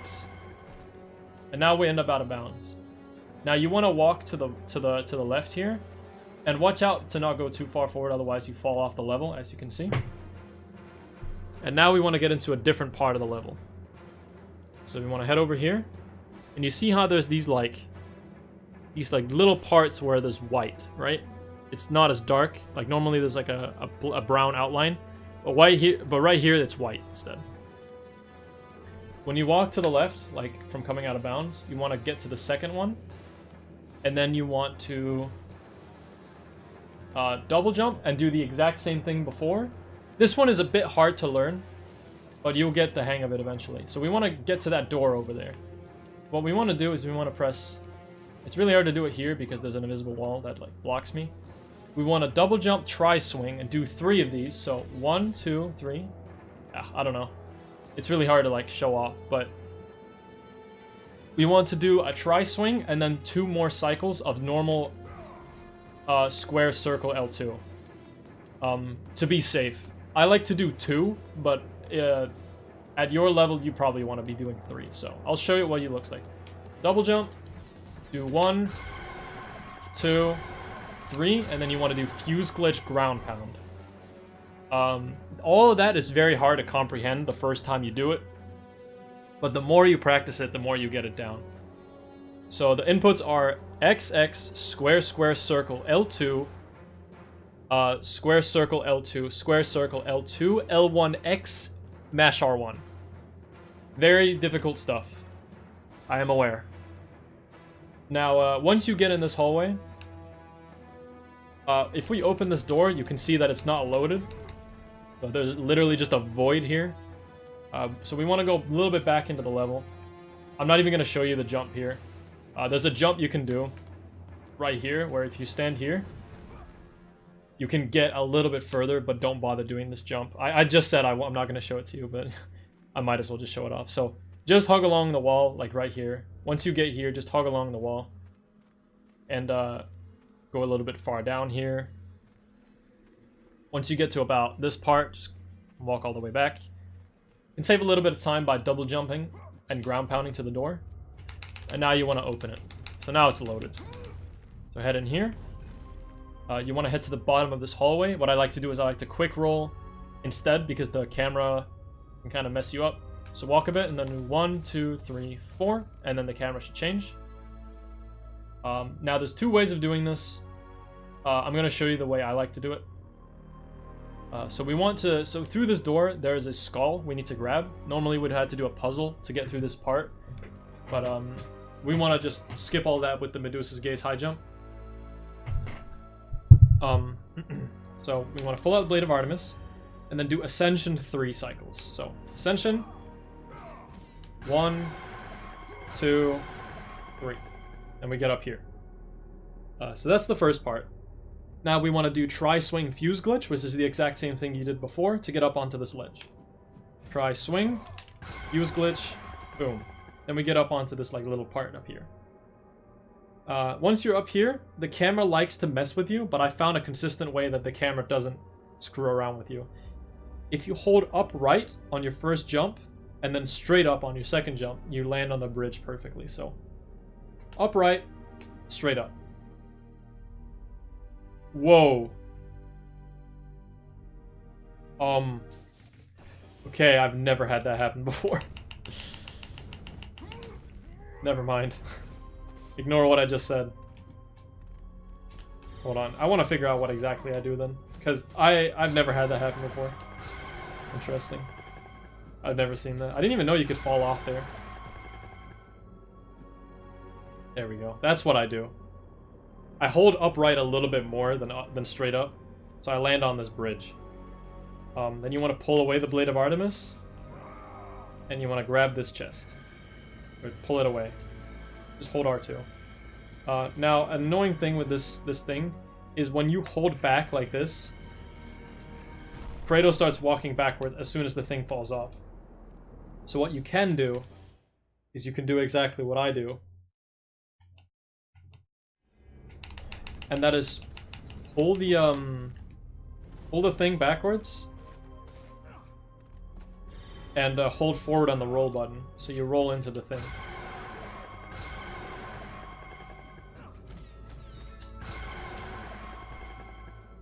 Also, mashing this doesn't help, or does help a bit. So you want to hold it back, and then you want to hold up left on the roll button. So he rolls into it, and then double jump, and then rip the head off. Bam. You want to walk back here. And this out of bounds is not too bad. You just want to stand on the chest, pull out the Blade of Artemis, and then you want to do Ascension 2. So Ascension 1 and 2. Once you get here, you stand on an invisible ledge, and then you just want to jump through the glass in the middle here. Pretty simple. It doesn't take that long to get used to. Now you want to jump down, or not jump down, but you want to get down here. And you can do the same jump as before, but I wouldn't bother when you're new. Just do this. Go ahead down here, and as soon as you see the gate, you can double jump and ground pound to it, like that. Now watch out for these saws right here. I don't really have a setup for this. You just go through it and you hope you don't get hit by too many saws, basically. Because you don't really have time to wait for these, because this room is so tiny anyway. But if you're low on health and you take too much damage from them, there is a health chest on the left here, but I don't really grab it. So I'm just going to roll through it all, hopefully don't get hit by anything. And wow, yeah, there you go. Didn't get hit by anything. You want to roll down here. And this trick is a little bit tough for beginners. I'm going to make a safety save because I don't know where the checkpoint's going to put me.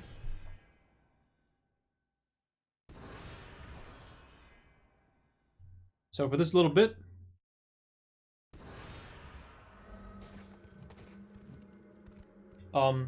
over here you can actually go through a little bit of the ceiling.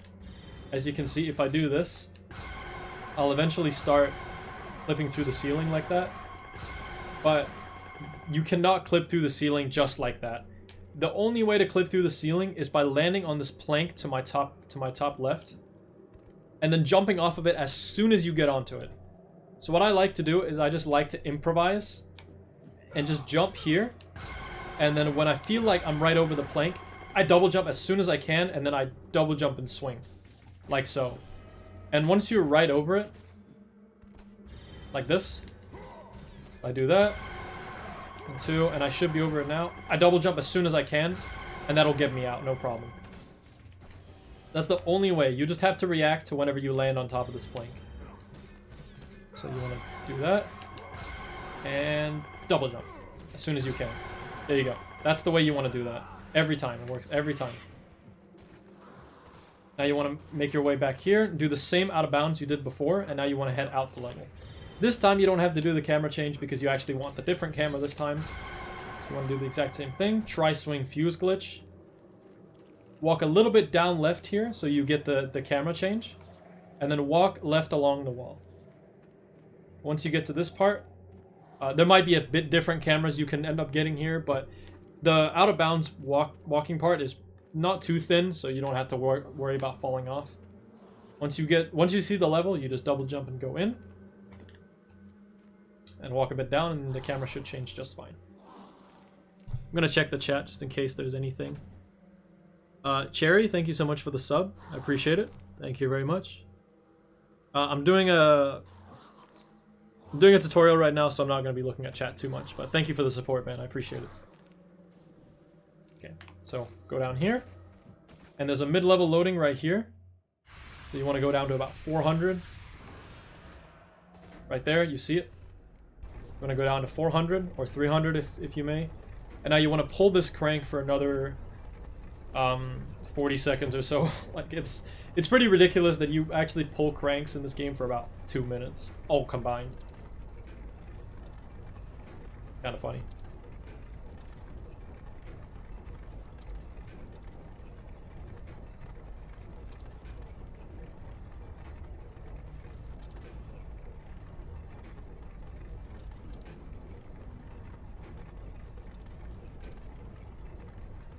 So the part where you want to stop is the chamber, which should be pretty soon. That's the chamber. And you want to walk straight down, and the skull door should be right in front of you. Once you put in the skull and walk into this room, there's going to be a roller that comes right after you. So I need to do this part pretty quickly. So remember how I said before that the fuse glitch allows you to gain a little bit extra height? And well, I didn't actually say that, but I explained how to do the fuse glitch. The fuse glitch allows you to do a double jump out of your Medusa's Gaze high jumps. So if I do leaning air momentum and I start my Medusa's Gaze high jumps, and then I do a fuse glitch and I mash X, you can see that I actually get a double jump. The double jump allows me to get more height. So you see, you remember how I said that once you do about 8 or 9 of these, you lose your height? Well, you can actually do an extra 5 or so with the double jump. You can actually do an extra 5 cycles of the Medusa's Gaze jump just by using the double jump. So just by using the single jump and doing this, you can also do double jump and then begin new ones, and you can regain new air momentum by doing this. Similarly, there's a few attacks that stores the double jump. Ascension stores your double jump. Leaning to air momentum stores your double jump because you only use 1 jump to leave the ground. Tri-swing uses your double jump, so you can't use that. And single jump only uses your single jump, of course. So with Ascension, you can actually do this as well. You don't get that much air momentum. You can only do about 3 or 4 of these before you lose height. But you can do a double jump and then you regain some air momentum. And that's what we're going to be using for this next part. So we want to do a Ascension, 1 cycle, fuse jump, and then double jump to grab a ladder. So let's show it off here. 1, 2, and then we get here. Ascension. Like that, and then mash X, and you should grab the ladder. Now this part skips the entire part with the roller, like so. So we get right past that. That skips this entire puzzle. So it's right when you get past this first chamber that this works. There is a cutscene skip right here. So, there's a cutscene skip for this inner ring ladder, but when you're new, I really wouldn't try and do this. So my lineup, in case you want to learn it, is this part here. Once this little part right here goes off screen, like down here, that's when you want to start the skip. I'll show you what the skip looks like, but don't do the skip and runs.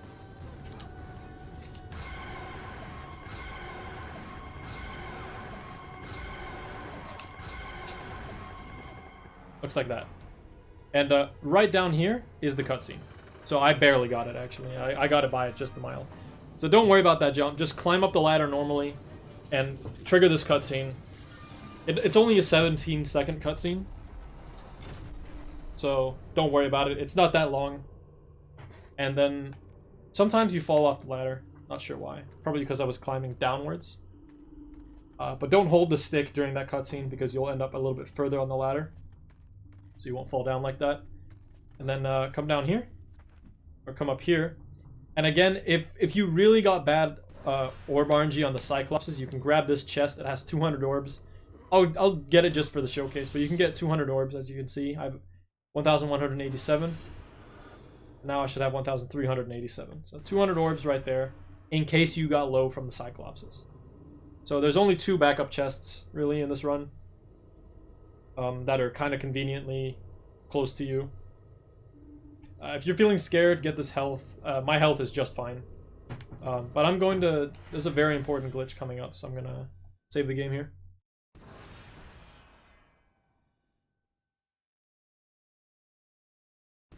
You want to make your way through this hallway. There's a mid-level loading right here. And now you want to get the Blades of Chaos down to about under 10. So 9 is fine. I'm just going to get 7 just because why not? Because first of all, there's a mid-level loading trigger here. Second of all, this is the Blackout Glitch. The Blackout Glitch is sort of a cutscene delay skip. So the way this skip works is there's a cutscene that occurs whenever I enter this arena right in front of me. When I walk out here, it's fine, but once I enter this arena in here, I get introduced to the Cerberus enemies.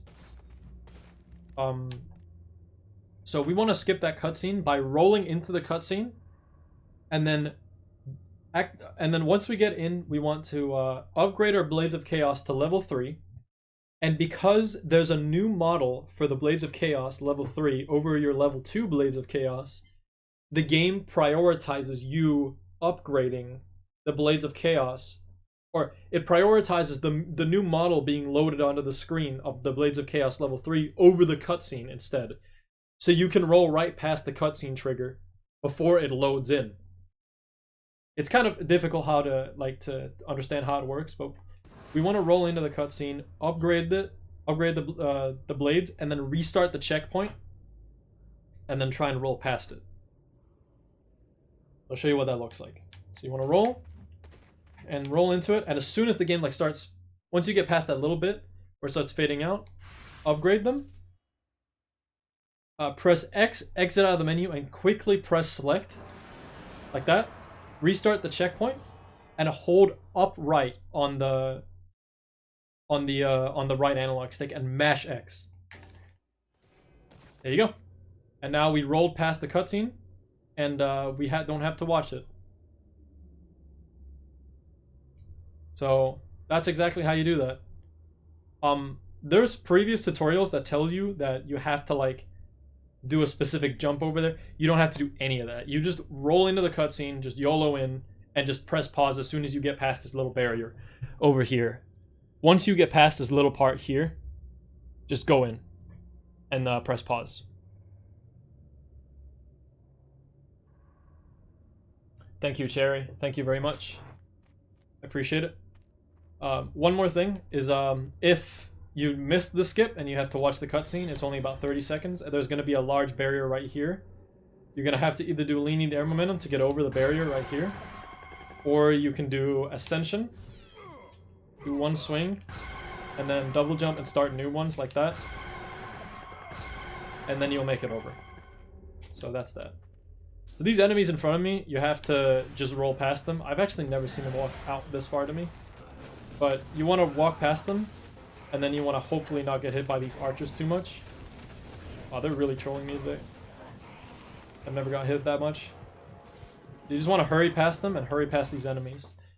On this part, we can skip this fight as well by doing a try-swing 1 cycle. So, try-swing 1, and then we end up on the barrier. I didn't do it right, so there we go. And then we roll off, put away the blades of the blade of Artemis, and pull this crank.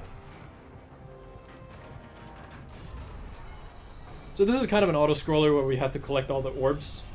You have to be very quick here, otherwise you die to the spikes. It's actually a very tiny window room, so just hold back on the roll button as soon as you unlock, as soon as you open the chest. A quick mention is you only have to get 3 of these. So if you fear that you might die on one of these and the game maybe eats an input or your controller doesn't work or something like that, just don't worry about getting the 4th one. You don't have to get the 4th one. It's not necessary at all. Even if you have absolute 0 orbs, you do not have to get the last one here.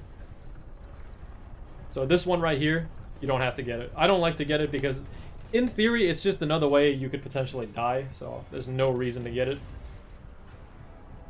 You can skip any of the 3 if you want, or any of the 4 ones. And now here's just a little bit of movement. I'm just going to show you how I do it. Not much to explain here, just make your way up here. You don't want to hold a straight 90-degree angle on the left here. You want to hold left and a tiny bit up. You get this right here, and then you ground pound to the end. And here, at this corner, you want to upgrade the Blade of Artemis to 2,600 or so. Like that. Some people like to do a bit more. I just do 2,600. There's a few PS3 loading screen like differences. So some PS3 load longer in other areas and some load longer in fewer areas. So right here, we're meant to get this crank assembled together. But conveniently, we can get one of these enemies up here from us, down to us, by landing on an invisible platform that's kind of hard to hit. I will teach you the way that I do this, but it takes a lot of practice. And do keep in mind that you get a checkpoint right here if you want to practice it. So if you reload the checkpoint, you end up right here. So it's not a big problem. I do want to say though, in order to get the cage in its default position, you have to be touching the floor, then you can reload the checkpoint. So you want to pull out the Blade of Artemis and get over to the statue. Hug it, and then you want to do Ascension, then one cycle, fuse jump, and then you want to do two pretty lengthy lunges. So you want to cut the first one off pretty short, then fuse jump, and then you want to do two pretty long ones. So I'll show you what it looks like. So Ascension, and then cut it off pretty short, and then do two pretty long ones. By long ones, I mean how long the lunge attack stays out. So on the first one, you want to like barely see it happening. You want to just be swinging, and with these two next ones, you want to have them swing pretty far. You should end up in a weird floating state, but you'll eventually land onto the invisible floor. So Ascension, pretty short one, then fuse jump. Oops. I'll do it again. I missed my X input. One there. One. And two. You end up in a floating state sometimes. Sometimes you have to rock the stick and back, forward a little bit. But eventually you'll end up here and you push the guy down and he'll be here. So I'll show it again because I don't feel like I showed it off very well. Ascension. Short one there. One. Two. Hold forward a bit. You ever get stuck like that? Just tap forward on like a tiny bit. Because if you hold forward, you'll fall off the invisible platform later on. Okay, so yeah, this is an instance where you can see that I have plenty of room to land on the invisible floor. The cage doesn't reset its position unless you restart the checkpoint down here. So if you want to practice it over and over again, make sure you land on the floor before you do anything. I don't know why it's like that, but it is. Like that, and you land there just fine. Push him down, pull the Blades of Chaos out, kick him down, and now you want to kill these enemies. A full Medusa's Gaze breeze does not kill him, so you want to do that a bit first. So you want to do L2 square for a bit, like for a second or two, and then press the triangle. You can get this guy stuck here. Or the second guy. Oh, there you go. Pull him up here, and you don't need the fourth one here. All you need is put this guy here and then kill the guy that spawns at the top. You can do it in whatever order you want. I don't really see if there's one that's better than the other. And just pull them all the way up. There's enemies at the bottom here, but they never bother you if you're if you're quick enough. So once you get him here, you want to do a fully charged kick, or almost a nearly fully charged kick. Like that. And pull him a bit to the side, do a weak kick, and put him on the platform. Pull the lever, and you sacrifice the dude. I should mention, this guy is not an enemy in the PAL version. I'm playing on the PAL version right now. This is the only difference in the entire game between PAL and NTSC, is that guy is a soldier on NTSC, but on PAL it's an enemy. That is important to note. I guess it's just like a censoring thing they did. But yeah. Whoa, that was weird. But that's just a small thing. This doorway is a good way to practice rolling with mid-camera changes. So you can roll through the door, like this, and then you want to hold straight to the left. It's just something you're gonna have to get used to, is just figuring out like where to roll at what spots. So, grab Poseidon's trident. There we go. And this is the longest Medusa's Gaze high jump in the whole game. I'm gonna save just because this section coming up is very, very hard to learn. Like, I mean, very hard to learn. So this is where you want to use leaning air momentum for the first time, because there's no way you can make it all the way up to that ledge. You can see that ledge up there. That ledge up at the top. We need to make it up there. And in order to do that, you need to do a lot of things. You can kind of do it however you want, but you need to learn how to do the fuse jump, double jump. So what I like to do is I like to do about 7 of these cycles, and then start the double jump, and then go until you land up on the ledge. So let's do it. You want to do leaning down momentum, and then 7 cycles, and then do it until you get up there. So 1, 2, 3, 4, 5, 6, 7 fuse jump. 1, 2, 3. I accidentally blocked a bit in the air. That's because I wasn't mashing hard enough. But yeah, that's the gist of it. I'll show it again just because you can do it. You could do it in a few other ways as well. You can start off with square circle. 1, 2, 3. And you can even do 4, and you can make it up there just fine. And yeah, that was really good, by the way. That was only 7 cycles of that, so that was really good. But you can do this kind of however you want, whatever you feel most comfortable with. I just recommend that you don't. There's one time where what I used to do is I used to do leaning air momentum first, about 7 times or so, and right at the end here, I would do the tri swing, like out of this, like this. Sometimes you see it like that. You clip up, but you don't make it onto it. It's kind of like a fake out thing. I don't recommend doing that, but yeah, you just want to do this kind of however you feel like you want to do it,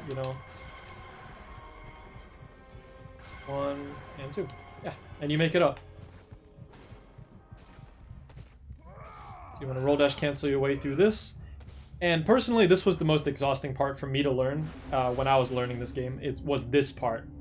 Oh my god, it was really, really tough. So because we have Poseidon's Trident now, we gain access to the ability to do a swim boost. And a swim boost is by holding R1, we do that. We do a little bit of a boost when swimming. To do optimal swimming, you want to press L1 and circle at the same time to do a grab forward. And as soon as the grab ends, you want to release both buttons. And that's the way you want to do swim boosting. Nothing more really to it. You don't want to be swimming up or down when you do it, because as you can see, if I swim down and then do it, you kill most of the speed like that. So you want to make sure that you swim straight when you do this. Want to do that. Head down here. When you're going straight down, you just want to do the normal R1.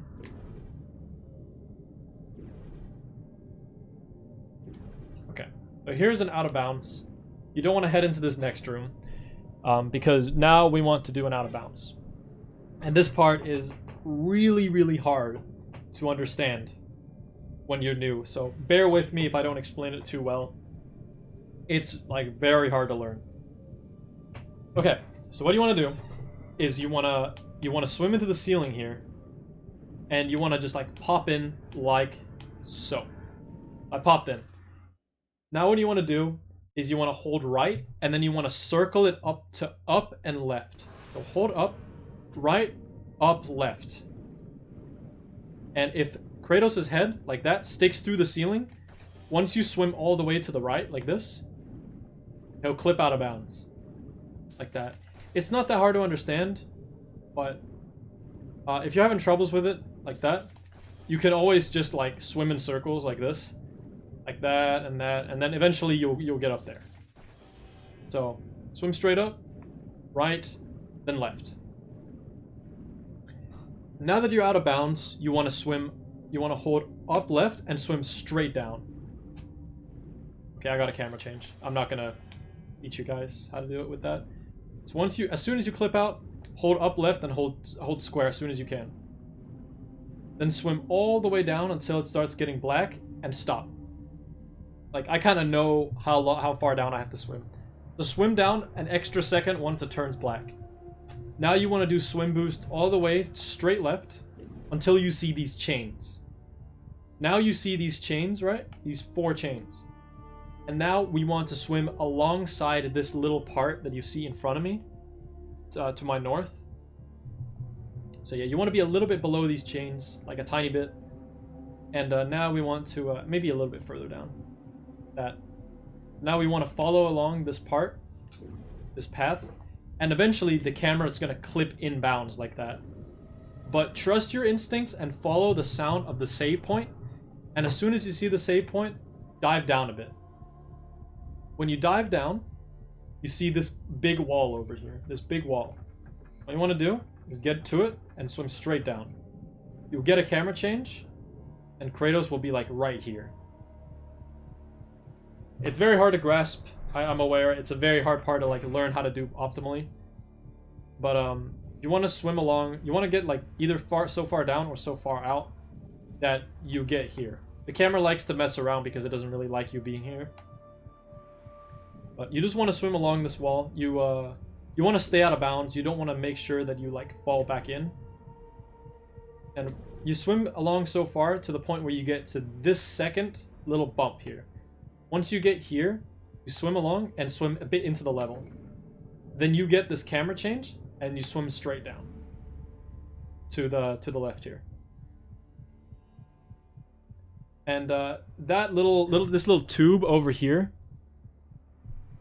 This tube over here, this little thing. This little crack is where you want to get in through. I like to go in a little bit through to the right of it, but that's the gist of it. So we want to go over here, boost once, and now you want to do you want to charge a swim boost a decent bit so that you can make it into the pipe. Well, the tunnel rather.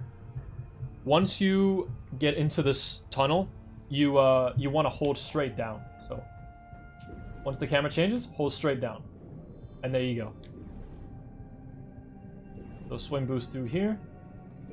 And you've completed probably the most exhausting part for me to learn. It's not a very long swimming section, but honestly, it's very hard to learn.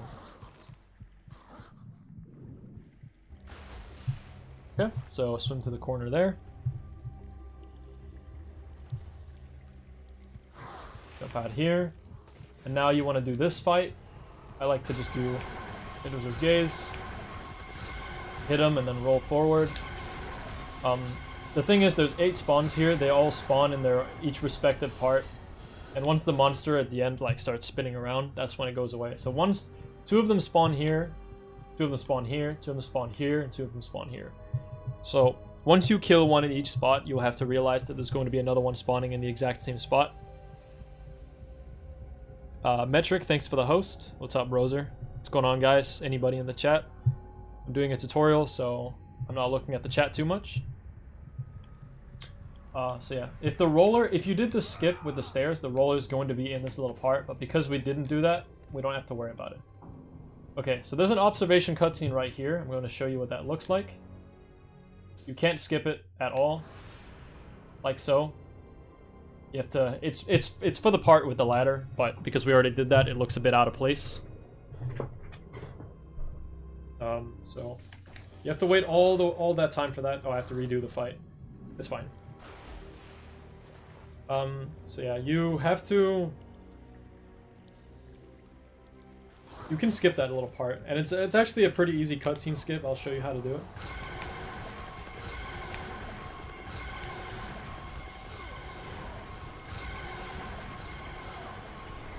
Pretty good fight.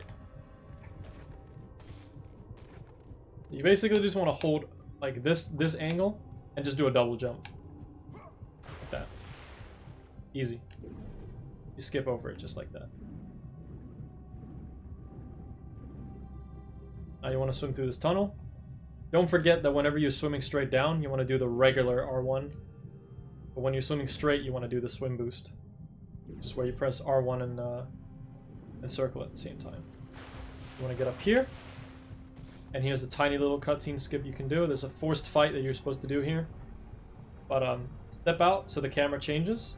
And do a double jump use. Well, you want to do a double jump L1X like this. And then you want to do a ground pound. That. Boom. And you skip it. You want to do a few rolls, and then you want to break this with just the triangle attack. Now there is a mid-level loading up here, so you can grab this health if you are low on health. I'm going to get it.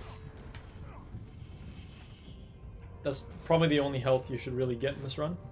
You're starting to get good. You want to head over here to the Challenge of Hades. You can skip a ledge grab there by pulling out the blades. And normally you're supposed to start the Challenge of Hades right here. But we can actually get to the, I guess, the quote-unquote the prize, or like what we're supposed to get from beating the Challenge of Hades, which is we gain access to a maze. And the maze puts us to the end that brings up the statue in the middle that progresses the game. So what we want to do is we want to jump up here, and there's two ways of doing this. There's the single jump, and there's the Ascension part. I'll teach you Ascension probably because it's easier. So there's a big invisible wall on my left here, and so you have to like nudge your way around here, then block against this pillar, hold up left and hold triangle, then do Ascension, and then 1, and grab it. You don't want to be too close to this part because I'll show you what happens. If you're too close to this part, you'll get an observation cutscene that's about 7 seconds long. So you want to try and avoid that observation cutscene.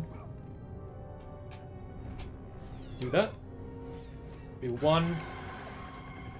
Grab that, and you can do a tiny time saver. I'm so far the only one that does this, but you can do it if you want.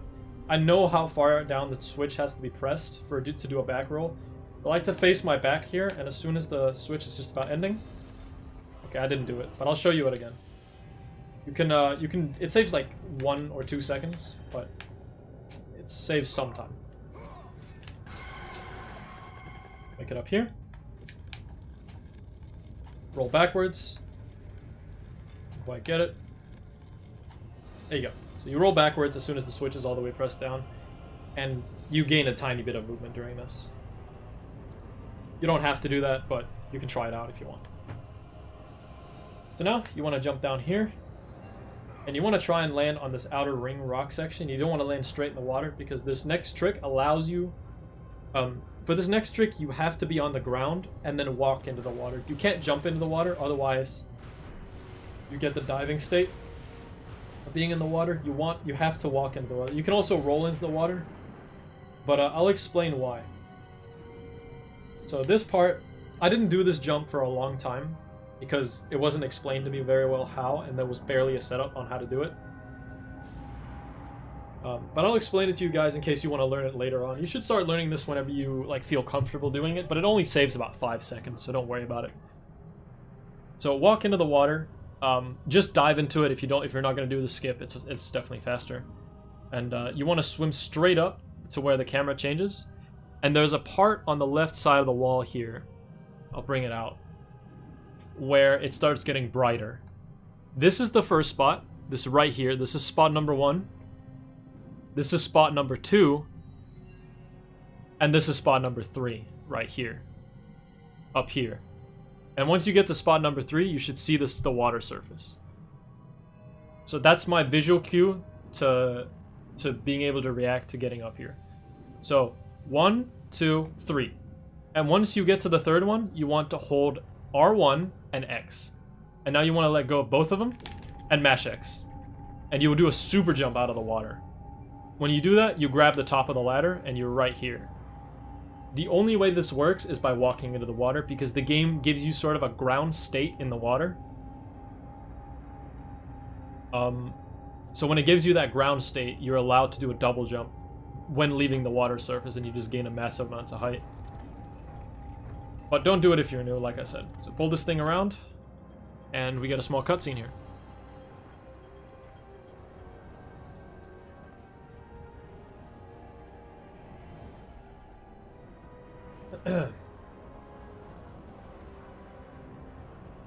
So this room is quite large, and as per usual, there's a mid-level loading screen here. So we want to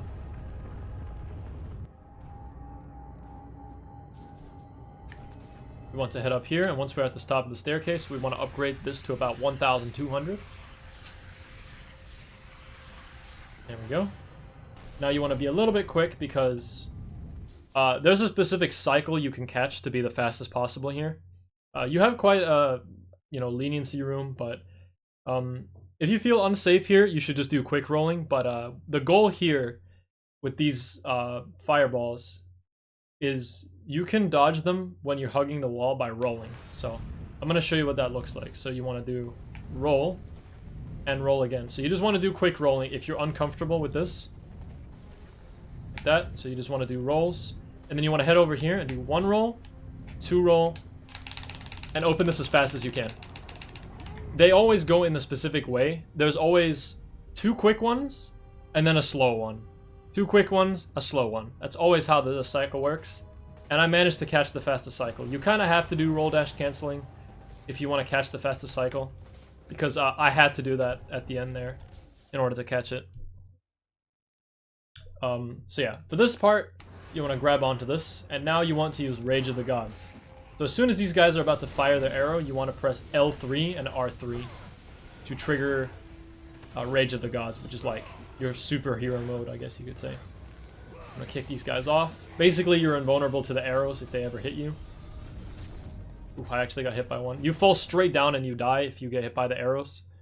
So you want to make sure that you pop it at the correct time.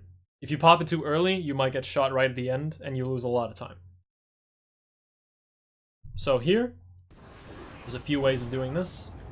I'm going to show you the one I think is good. You want to do double jump tri swing, which is, hold on, which is that, and then you get stuck inside this little pole, and then you make it through. It's a lot quicker than tri swing, and then having to do like several ones. So you want to do just tri swing. You want to delay the double jump quite a lot, and you want to press square as quick as you can, and then you make it over. Sometimes you grab the top of the ladder right away, but sometimes you don't. That's still the fastest way. It doesn't matter of the outcome of the trick. Show this part. You roll through here. It's a little loading screen. That loading screen is too short to matter, really. Right here, there's also 2 ways you can go about this. You can get on this little part here and you can double jump. Although you can cut a corner and save about a second, which is what I do. You go here, and then you jump over here. Oops. If you feel a bit more safe doing this, you can do a Medusa's Gaze. You can do an L1X if you want. Personally, I like to do Medusa's Gaze, so you can do an L1X if you want. I like to just use, double jump over here, hug the corner, Medusa's Gaze. Jump on this rock, and jump your way over here. Remember to delay your double jumps a lot, otherwise you won't go as far. Delaying your double jumps is a pretty key part in this game, just in general. So here you want to pull out the Blade of Artemis. You want to do an Ascension, and you want to go straight right, because if you grab this rope too far down, the next part of the level will not load. So you want to make sure that you grab the rope pretty far up, otherwise this door will be a black void, basically. If you want to try it out, you can try to grab the rope at a lower part, but yeah. This part, you want to get this. And for this little staircase section, I like to do quick rolling, because roll dash canceling right here is kind of inconvenient. So I like to do normal rolls here, like that. And here's where you upgrade the rest of your Blade of Artemis. Right here. There's a loading there.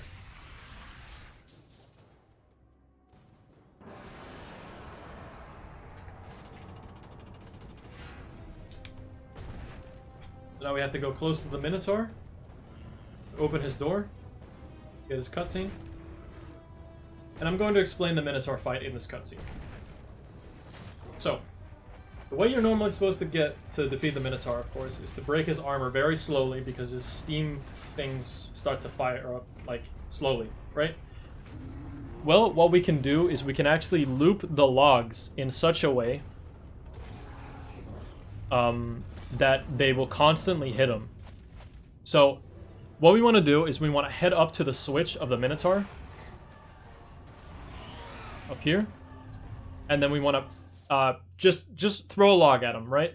We want to throw a log at him, but when in the middle of the log animation, we want to press R2 like very quickly, at a very precise moment, and it's right as the log flies over him. So we want to do this 3 times, but the other times the logs will not fly over him. So it's different the first time, but it's the same the other time. So the first time is when the log flies right over him. The second time, the third time, and I think also the fourth time, I forget how many times it is. You want to do it as soon as it hits him. So we want to do this, pull the log, and then we want to press R2 as soon as it flies over him. So, there. About a second before it hits the door. And now we want to press it as soon as it hits him. There. And now we want to do it one more time, as soon as it hits him. There. And now all of his armor is gone in a much faster way than it's normally supposed to be. And now we enter the final part, which is where we pull out the Blade of Artemis. We jump over his little fire attack here. And you want to stand in a very specific spot here, so he doesn't attack you. You're for some reason invulnerable when you stand right here. It's right here where I'm standing. And you just want to do R1 attacks and press square. So R1 for the lunge and then square. Oops, there we go. And that should end the fight. But once he's stunned, once he's on this HP, you kill him right here. And that's the Minotaur. Really, it's not that hard. It's not a hard boss. Maybe it takes a bit to get used to, but it's not that bad. By the way, I've had this one time where I've AFK'd here, and the orbs went away, and I was not able to upgrade the abilities for the rest of the run. The Minotaur gives you, like, an ungodly amount of orbs here. Like, you get, like, 9,000 orbs here. So you want to make sure you grab these orbs. You can see I have 10,000 orbs, and that's enough for the rest of the game. So you want to get those orbs. And those orbs will go away if you accidentally, like, AFK there, so don't do that if you're practicing. You want to make your way up those stairs. That movement takes a bit to get used to. And you want to do the same thing here. Hold straight up on the control stick. So you roll into the chest and rip his head off. I should say that mashing doesn't matter if I'm doing it at this pace or at this pace. There's a limit as to how much you can mash the buttons. So this only saves about 10 seconds, but I still think it's worth doing. I did it straight from the start anyway. You can do it out of bounds here. It's also a bit hard to understand how to do. You want to do lenient air momentum, and then you want to do 8 cycles, fuse double jump, and jump out of bounds and hold up left. So I'm going to show you this. So lenient air momentum, 1, 2, 3, 4, 5, 6, 7, 8, and then you want to do a fuse jump, and now you jump a bit out and then you hold up left. And the reason you want to do this specific method is because if you go a little too close to the Minotaur, you get an observation cutscene. You can try it out for yourself if you want. Now you want to head over here, and I recommend pulling out the Blade of Artemis before touching this cutscene, but this is the Army of Hades. The Army of Hades is the second magic we'll get in this run. We skip all the other ones. It's an incredibly good ability. It's a very, very good ability.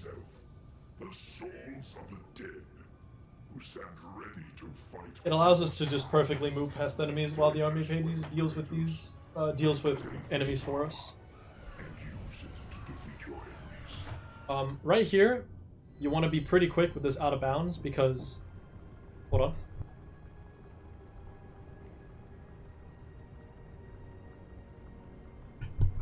on. You want to be quick with this out of bounds because there's some harpies that can interrupt you here during this part.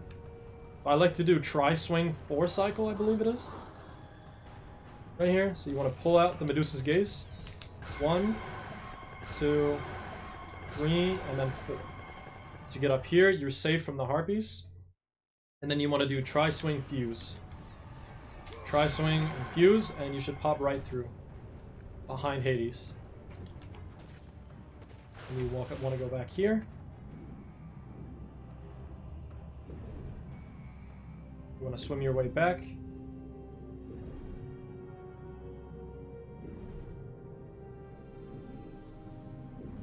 Kind of mix this tunnel up with another one. And then you want to get this. Once you put the skull in, you want to hold R1. So you do this little boost. Takes a bit of time, and then you press R2, and he kind of like yoinks to the hatch. Now here, as soon as this is over, you want to turn this.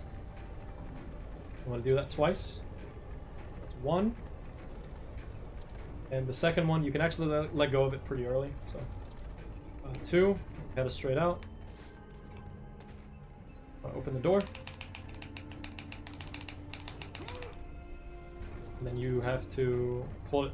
Well, you have to pull it 3 times, but you don't really have to pay attention too much because it's just as soon as you see the chamber, basically. In the story, you want to like line up the crystal, I guess you could say, so it shoots all the way into the elevator. You can access the Cliffs of Madness. One more time, and this should be it. There it is. That's the chamber. Oops. These enemies like to block you sometimes. Sometimes you can go right through them, sometimes you don't. See what happens this time. Yep, right through them. You want to pull this. And there you go. This is another 1-minute cutscene.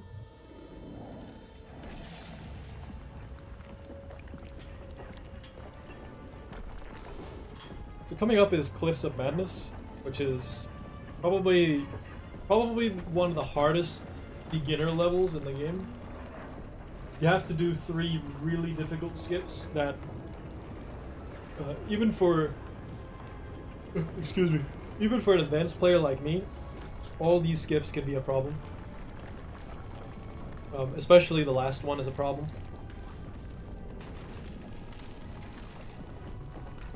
But I would still argue the first level is harder from like a world record perspective. But Cliffs of Madness is definitely a lot tougher. So for this part, you want to hurry down this hallway in hopes to get a loading screen. Once you get this loading screen, you get the good camera. So you'll get the camera that doesn't face backwards, basically. So you want to quickly hurry down here.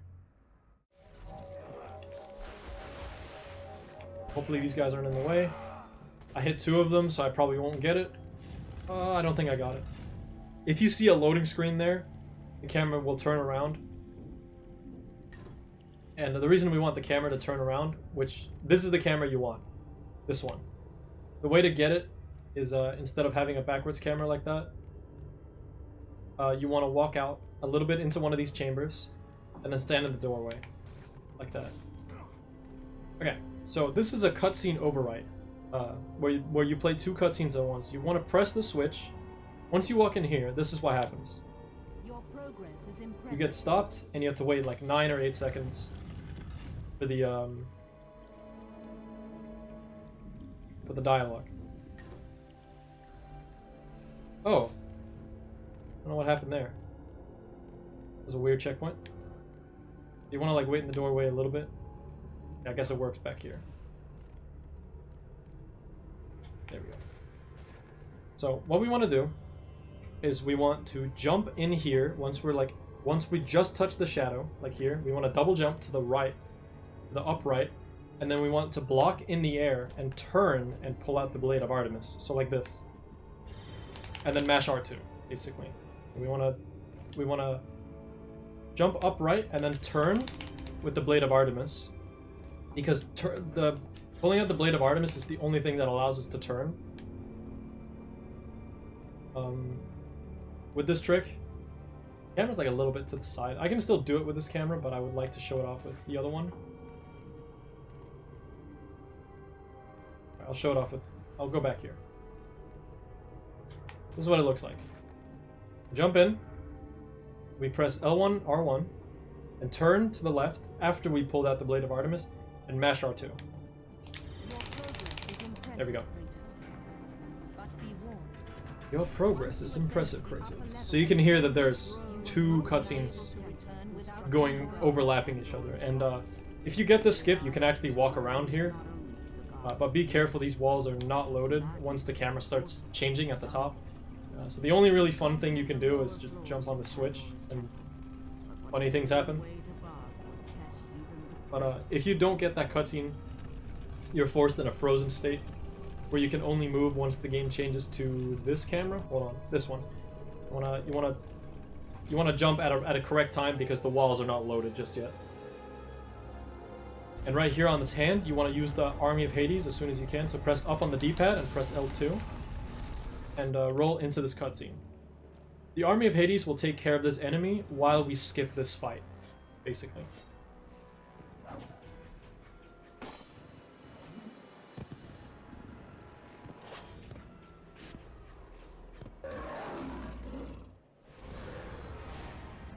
So right here, try swing fuse. Switch back to the Blades of Chaos, which I didn't. And here we got a very, very long cutscene. This is probably one of the longest cutscenes besides the final few cutscenes in the game. This is a very, very long one.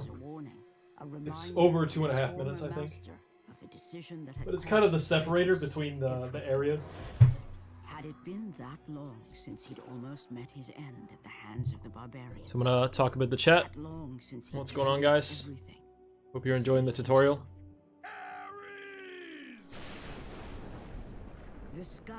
I think people are just chilling just because I'm not chat interacting that much. I think that's alright.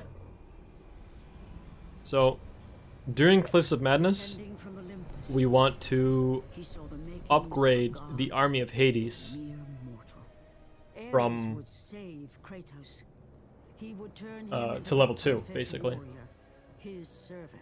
So right after this cutscene, yeah, what's up, Scarface? What's up? So right after this cutscene, we want to go a bit forward, and then there's a loading trigger where we have to, or a mid-level loading part where we have to upgrade Army of Hades 1,003 by 1,200. Bringing forth the power of a god, destroying those who would slaughter Kratos and his men. What's going on, John Obama? As for Kratos, no mere sword and shield would befit the newest servant of the god of war.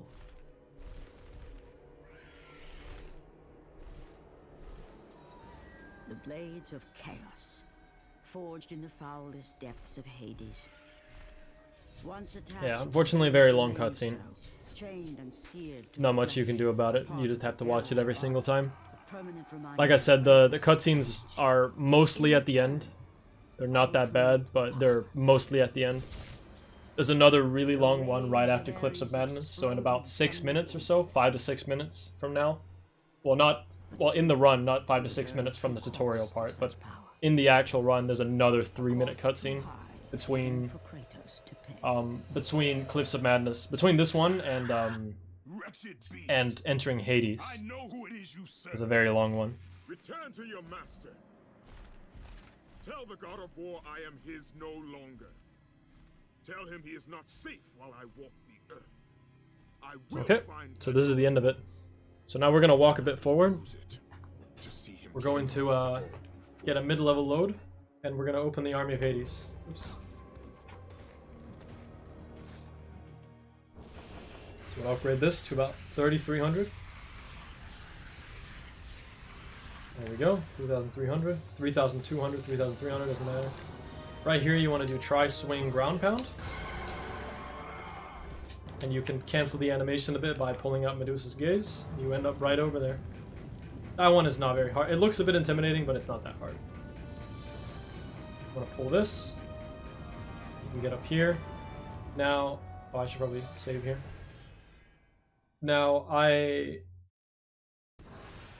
do think that you shouldn't do this in runs, but you can if you want to. Right here when you climb up ladders, I've shown it before, but you can do this jump right here. I do it in runs because it's fast. You don't have to, you can just climb up normally. But I like to do this jump. So you want to roll right here and press L1X. L1 first, then X.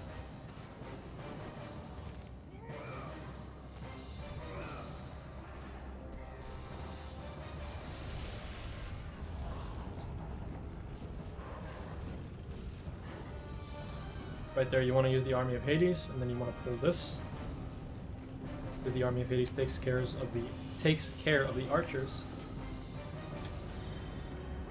And you don't have to do this jump, but it's just something I do by muscle memory. You can wait for the bridge right here to reach around, and you can just wait on the bridge. But you can also do that jump that I just did, which is double jump, tri-swing, use ground pound, and you end up over here. You don't have to do it, like I said, but you can if you want to.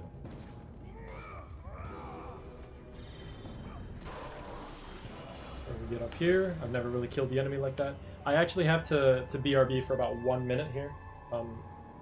I know it's a tutorial, but it's pretty emergency, so I'll be right back.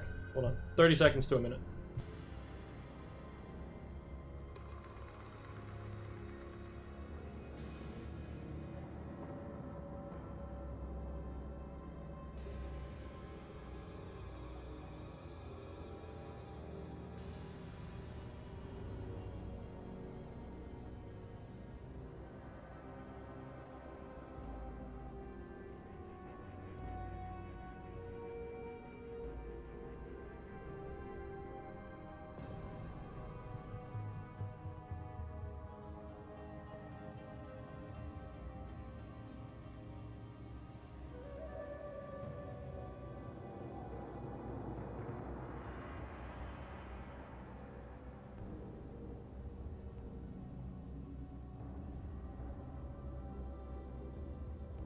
Alright, my apologies for that.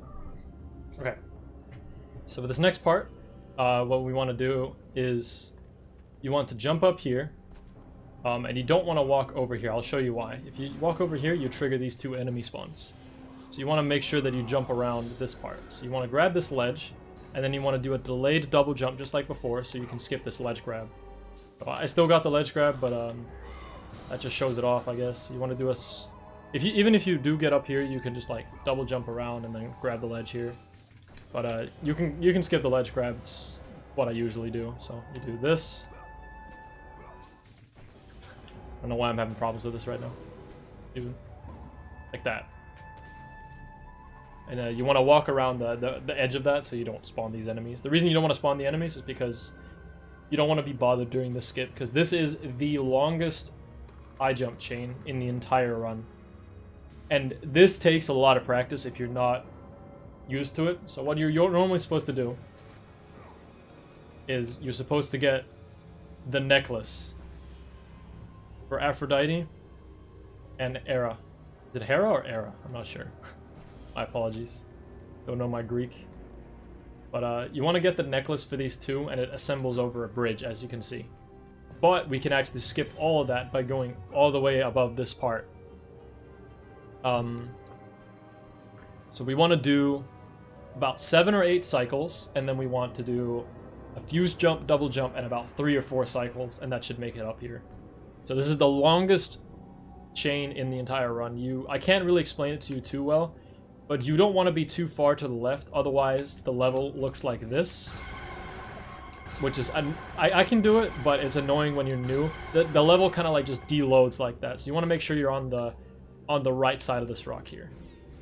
So let's begin. 2, 3, 4, 5, I'll do 7, 6, 7, fuse jump, 1, 2, 3, 4. There you go. It's pretty tough when you're new. It's very tough. It just takes a lot of practice. I can't really give you many other tips than you have to just practice this. Yeah. Don't forget, linear momentum can be done with L1 or L2 or square. I like to do square. And then once you get past this part, if you fail these ropes, you have to do that jump again. So don't fail these ropes. So you want to hold circle once you get here, and then you want to press. I should probably explain that. Oh, I can explain it on the way back. I'll explain the ropes on the way back. So once you make these ropes, you make it over here, and then to trigger the next part of the level, you jump around this, and then you jump back. So once you jump to these ropes, it's double jump, hold circle, and then once you swing, you press X, L1X, like that, and then swing, and then double jump. So square, X, X, L1X, X, L1X, hold on. X, L1X, square, X. How it is. So jump, hold circle, X, L1X, square, X. Well, you didn't have to do that second one. I don't know why I did that. But if you are feeling really uncomfortable, you can hold circle and you can swing further than that. If you really feel like you're going to fall off.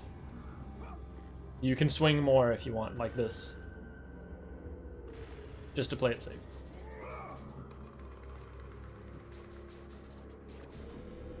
You can make it up here. And pull this. Those jumps are actually a lot harder than they come out to be. Like, they're actually pretty tough. This is the longest load in the game. I think, at least. This is where you want to upgrade your Army of Hades by about 2,000. So I like to go down to 1,400 right here. So to load Architect's Tomb takes a lot, so you want to go all the way down to 1,400, 1,300.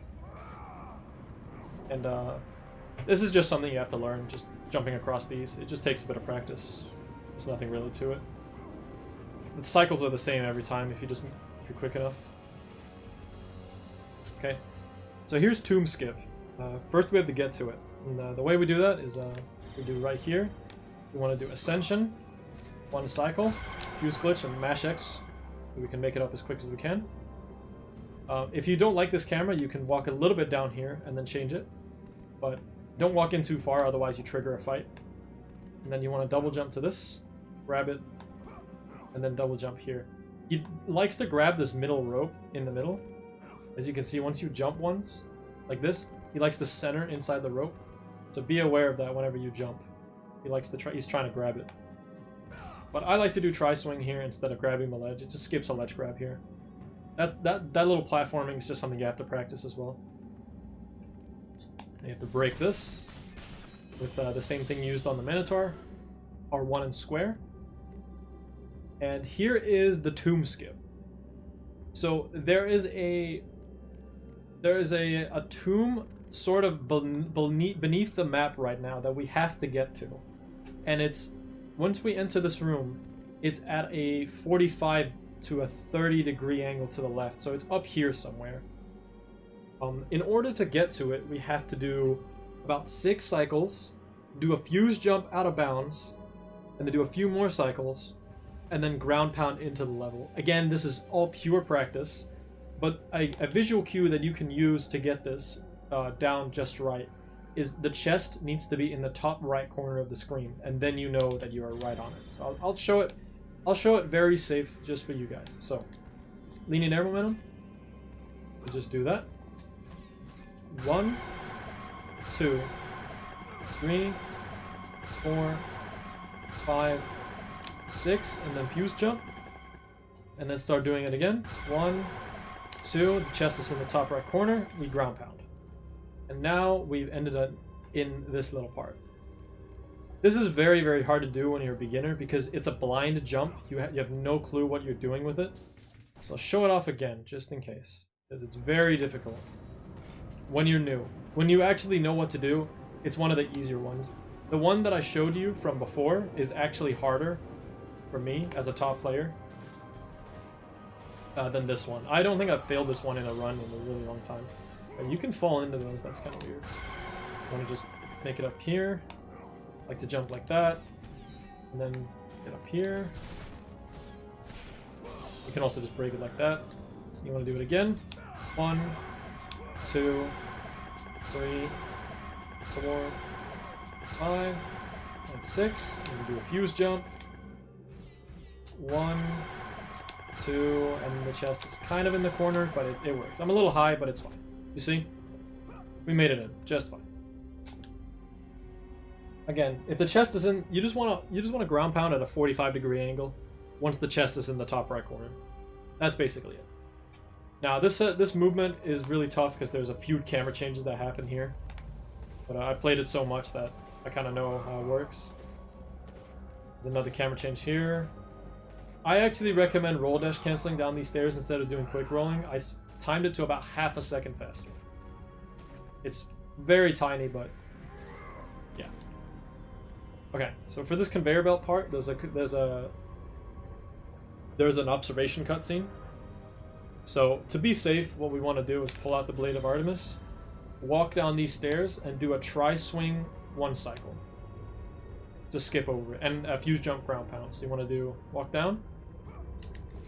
1, that should make it, but just do an extra 1 just to be safe. So now for this next part, I'm gonna try and explain this just in one go because reloading the checkpoint puts me back very far. So for this little bit, you want to make sure that you're hugging this part. Right now, there's supposed to be a giant fight that's supposed to trigger, but if you hug this left side and basically like hug along this little part here, you don't ever trigger the fight and you can skip it completely. So there you go. You skip the fight entirely. I do a little bit faster movement there where I purposely roll into the roller that deals damage to me just because it's a bit faster. There's a checkpoint right on the top of this Zeus thing on the floor. How far are we into this? This is the second last level, I guess you could say. Well, this is right at the end of... This is the final trick of Cliffs of Madness. Then we have Hades, and then we have final bosses. So, about another 45 minutes to go, I think. So on this floor with Zeus, we have a checkpoint. Now this is one of the hardest skips in the entire run. It's the Pandora's box skip. Pandora's box skip is basically... well, I'm going to show you. Don't do exactly what I do. Through this door, you can see Pandora's box inside this thing. If I go too close, I trigger a cutscene. That's not what we want. This cutscene is pretty long, and we don't want to see it. So what we want to do is we want to fall down into the giant shaft that you see down here. This giant shaft down here and down here. This is basically an elevator. Once we get Pandora's box, this entire platform is going to lower, but you can fall into the shaft by going out of bounds. As you can see, I can't walk out of bounds at all, but I'll show you how. Don't do exactly what I did there. I was just doing it just to show you what was behind the door, just so you know what we're doing. So on my right, there is a tiny little platform that you can walk out of bounds on. And by doing my setup, you should be able to get this fairly consistent. It's a very difficult trick, okay? So bear with me. So what you want to do is you want to do lamb, tri-swing, and then 4 cycles. Then you want to do a fuse jump and hold straight up and a little bit to the left. And you should land on this part out of bounds. Here we go. Lamb, tri-swing, 1, 2, 3, 4, 5, and then we'll go straight up and a little bit to the left. And I got it. So as you see, this little platform out here, if I walk a little bit to the right, just a tiny bit, like this, I almost fall off. Like, in fact, I'll show you how thin the platform really is. I'll fall off on purpose, okay? I'll fall off on purpose.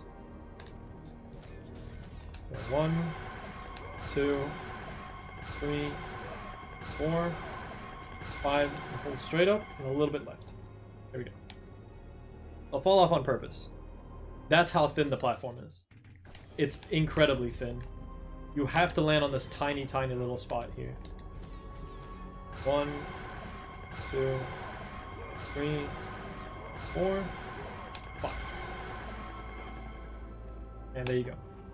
Once you get out of bounds, you want to walk along the little spot here.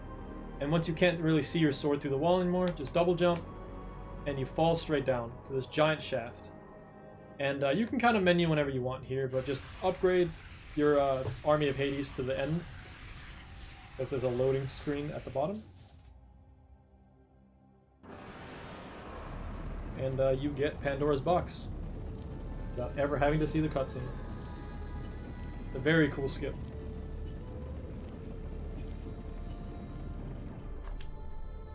So for this part, you just want to push Pandora's box outside the door.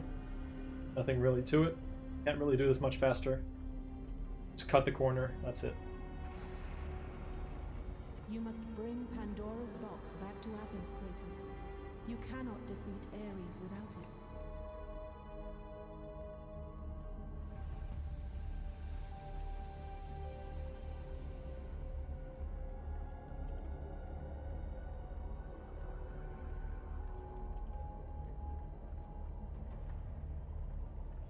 After 1,000 years, And here we are. Pandora's box was at last. So this is another one of the longest cutscenes in the game. Kratos had found It's the over means 2.5 to minutes, I destroy believe. I think it's about 3 the minutes god of long. war. So this is just the cutscene that leads us into Hades, which is the next Kratos level. had succeeded in his quest. And I don't really have much to say So little for Hades, Spartan.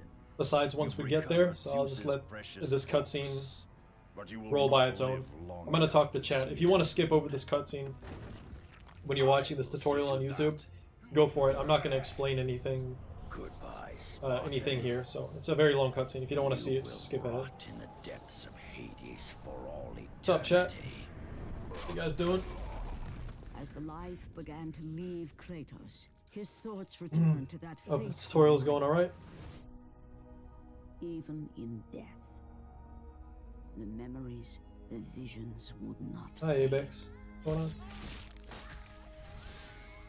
Am I okay after yesterday? Oh, I'm fine. Yeah, it's fine. Spilling the blood of his own family. I don't even remember. I didn't even remember that happened until you mentioned it. My wife. It's a part of speedrunning. You lose runs to final bosses all the time. It's not a big deal. It wasn't even a good run, so it's whatever. You are becoming all I'd hoped you'd be, Kratos. How large is the trigger for the Cliffs of Madness Harpy cutscene? I'm wondering if it's possible to skip over it. You can skip it, but the next level does not load. The next part of the level does not load. You need to see the cutscene. It's unfortunate. You can actually skip that cutscene, As but the flames next part of the level consumed doesn't load. Kratos realized Hey Rithik, what's going on, his dude? true enemy was the god who once saved his life. The same god who had now taken everything from him. What's in the box? From this Ultimate night power. forward, the mark of your terrible deed will be visible to all. Just chilling? The ashes of your Yeah, wife I'm not gonna and talk to child chat will much after this remain cutscene's over, fastened because this to your cutscene's skin, ungodly long. never to be removed. And with that curse, I have nothing to all say, would know him you know. for the beast he had become. His skin I don't really would mind be these the ash of cutscenes, his honestly, dead family. but they're really annoying in a Ghosts of tutorial setting. Sparta had been born. In the end, In a run, I don't mind them, he had but failed. in the tutorial, As it's the minions of Ares obnoxious. claimed Pandora's box, Kratos' life faded, and his cursed soul was cast into the fires of Hades. the river Styx. And Kratos fell into the underworld, the river Styx beckoning below, the currents strong enough to carry even the strongest mortal to his eternal resting place. But Kratos had no intention of resting yet. He intended to live, to return to Earth and complete his quest. Let go, fool! You won't drag me down to that cursed river! There is a task left for me above. I will see it completed. Okay, so back in Hades now. We have to move pretty quickly at the beginning here because there's a specific set of cycles on these pillars. You'll see when we get to them what I mean, but there's some spikes that rotate around these moving like pillars, I guess you could say. Not pillars. There's these rotator thingies. So you want to be able to move fairly quickly throughout these enemies and stuff. I do these L1X's here just to skip the ledge grabs. But yeah, these spikes on the rotators are on a cycle, so you want to make sure that you get to it fairly quick. I think I caught the fastest cycle. I actually went so fast I had to wait a bit.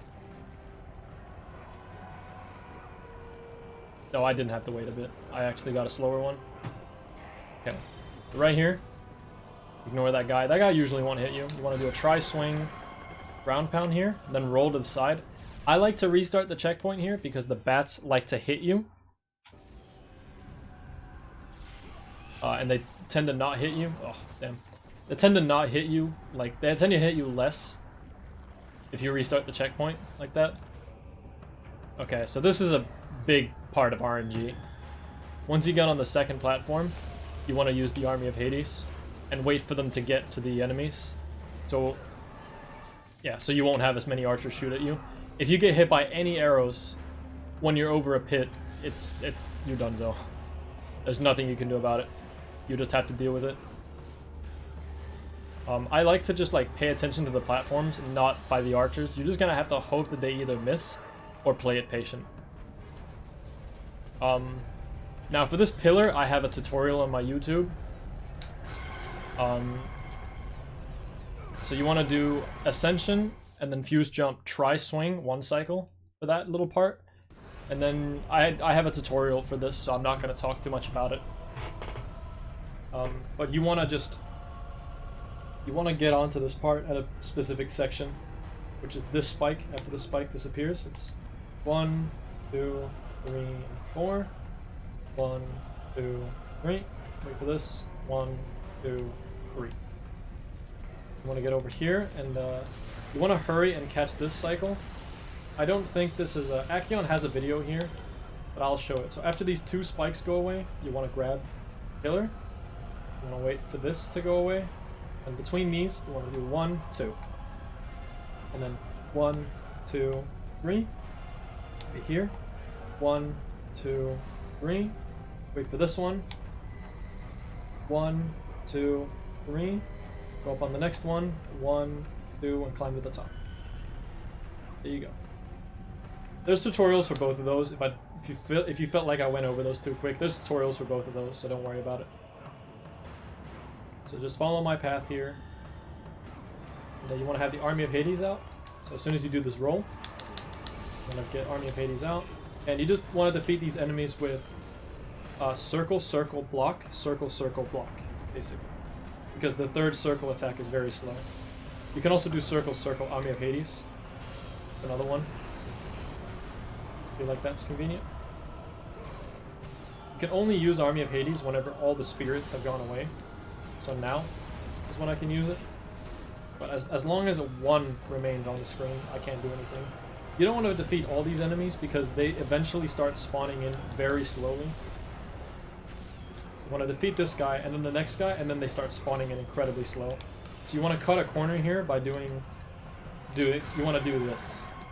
And the reason I jumped from that specific spot is because there's an invisible wall I have to get around. Do a delayed double jump there, and then just jump to the end. You can defeat all the enemies and waste like 10 seconds maybe, if you feel uncomfortable with those jumps. But it is well worth it. Oops. Kind of messed that up. There's some road work outside, so I apologize if it's kind of annoying. That's the end of Hades. So for this long rope, to climb it, you can do it faster, but I wouldn't recommend it unless you're an experienced player. You can do this if you want, but just climb it normally like that.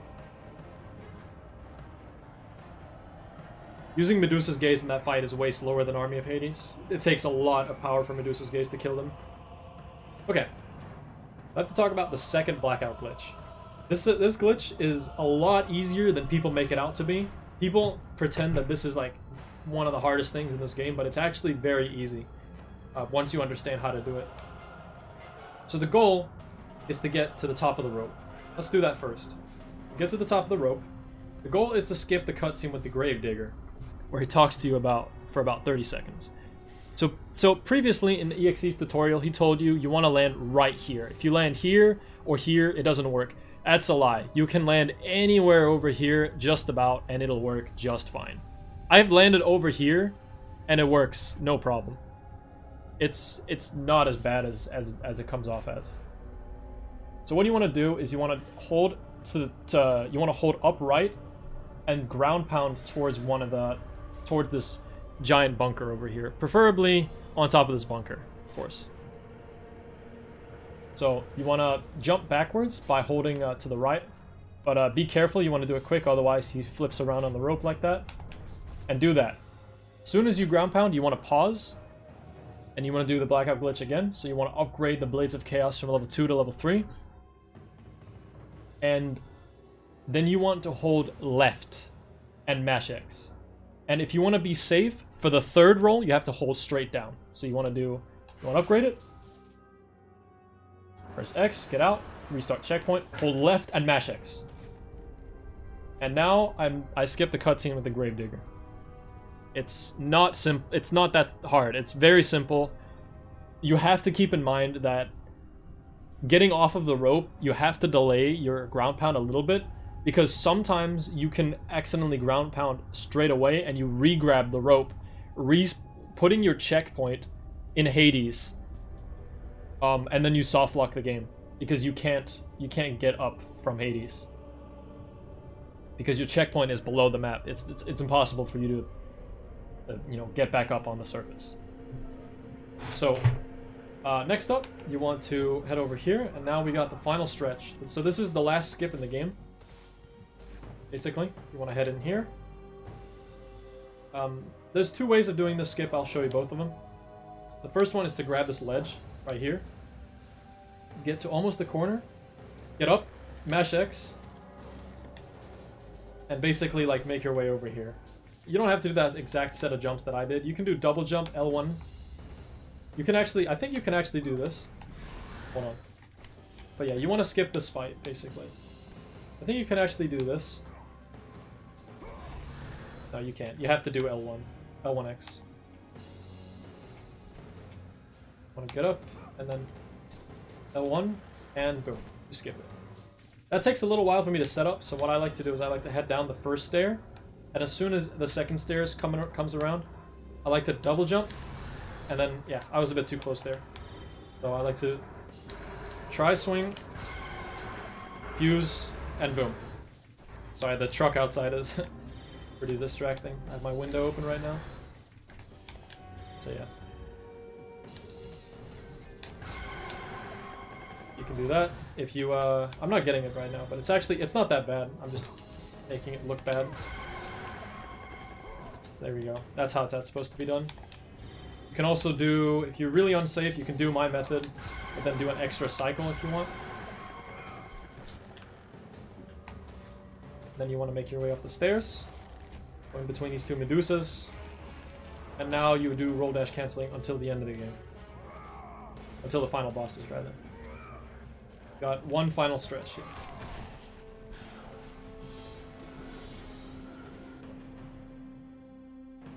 Right here, right there, you have to wait for the camera, so I was just standing still. Don't really have to do anything. There's a very big loading screen you have to do here, so I like to pull out the Blade of Artemis, pull out the Army of Hades, grab the chest. You can heal if you want, but I don't need it. And then roll, and then side roll. Like that. And you enter the final cutscene. You want to do quick rolling with the Blade of Artemis. And here begins the set of final bosses. Ares 1, Protect the Family, and Ares 2. Zeus, do you see now what your son can do? Okay, so the first thing you want to do when going up against Ares 1 is you, for 70% of the fight, he's actually vulnerable, because all he does the whole fight is taunt you, basically. So what you want to do is you want to do R1 square, R1 square for the first little bit. Then he will attack you, and then you pop the Army of Hades. Then you continuously loop that until you get to a point where you have to do it again. And then there's a point where after you do it again, he may or may not block, or he may or may not get stunned. And this is a very weird part. The power of the gods unleashed. It's very hard to explain, so I'll try and explain it as I do the fight. You are still just a mortal. Every bit as weak as the day you begged me to save your life.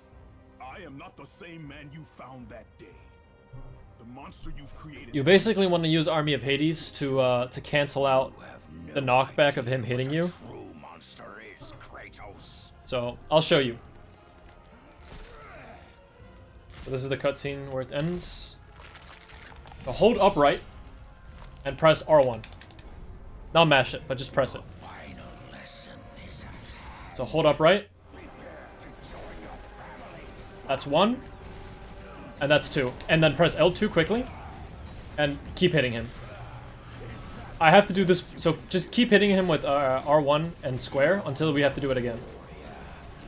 So there. Now he might block. He did. Okay, he didn't. He actually got hit. So once he gets to the low health, eventually you can switch back to the Blades of Chaos and you can press circle on him. This is a fight you have to practice a lot to kind of know how to do it right. I kind of didn't explain it very well. If I were to load the checkpoint, I have to do a bunch of movement again, so I'm not going to do that. But the second time you do Army of Hades, he has the chance to block your attack. And if he blocks your attack, you have to roll out of the way as quickly as you can. It's a reactionary fight. Sometimes he has... For the most part, he blocks, but sometimes, rarely, he gets hit by your attack, and he gets stunned. So you basically just want to use R1 square until he attacks. And when he attacks, you want to cancel the knockback with pulling out the Army of Hades, because you're already doing an animation. He can't cancel you doing that. Do you recognize this place, Spartan? Yes, Army of Hades cancels his knockback. Perhaps there is a chance you can undo the deeds Okay, so for Protect the Family, it's a very hectic fight. There's very little I can help. Like, there's very little I can tell you because there's so much going on.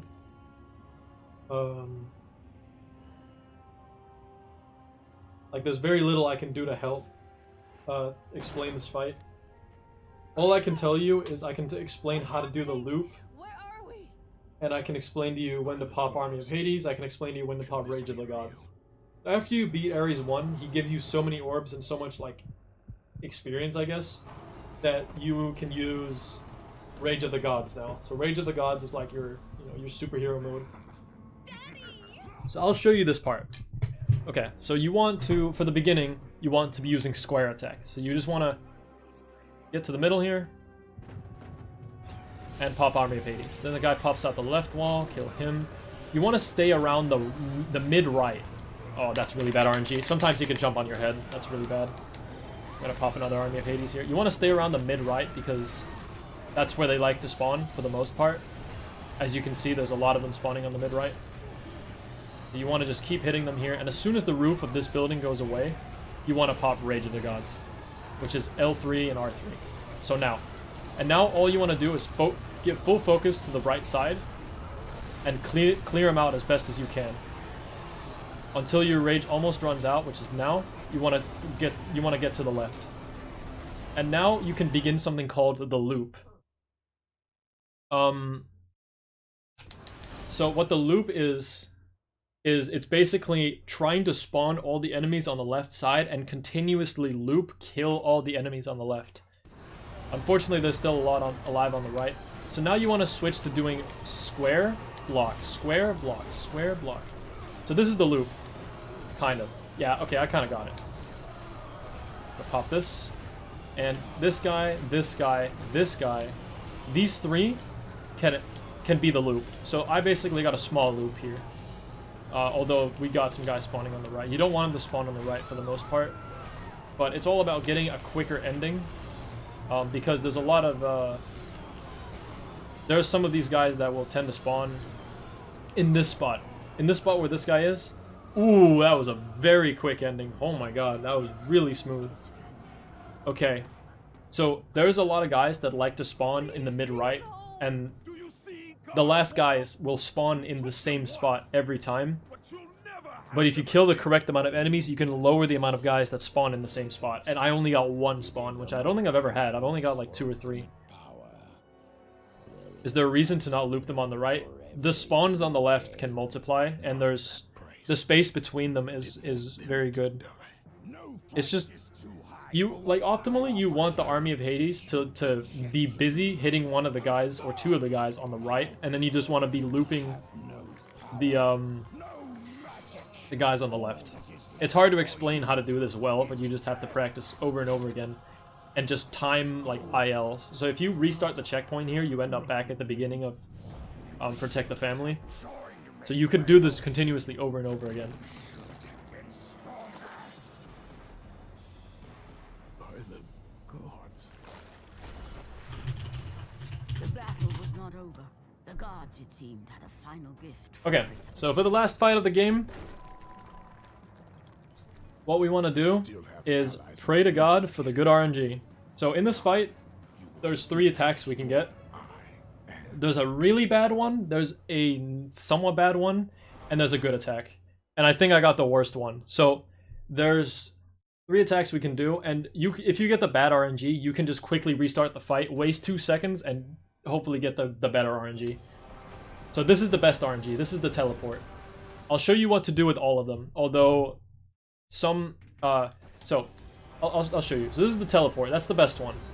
You want to wait until he gets here, then hit him with R1, then hit him with R1 square, and then roll out of the way as soon as you get the second hit, so he doesn't hit you with that thing. So let me try and show off the teleport again. This is the teleport, this is the best RNG. So you hit him here, square, square, and roll out of the way. If you don't roll out of the way, you get hit by the pillars, which I'm doing a great job of getting hit by them.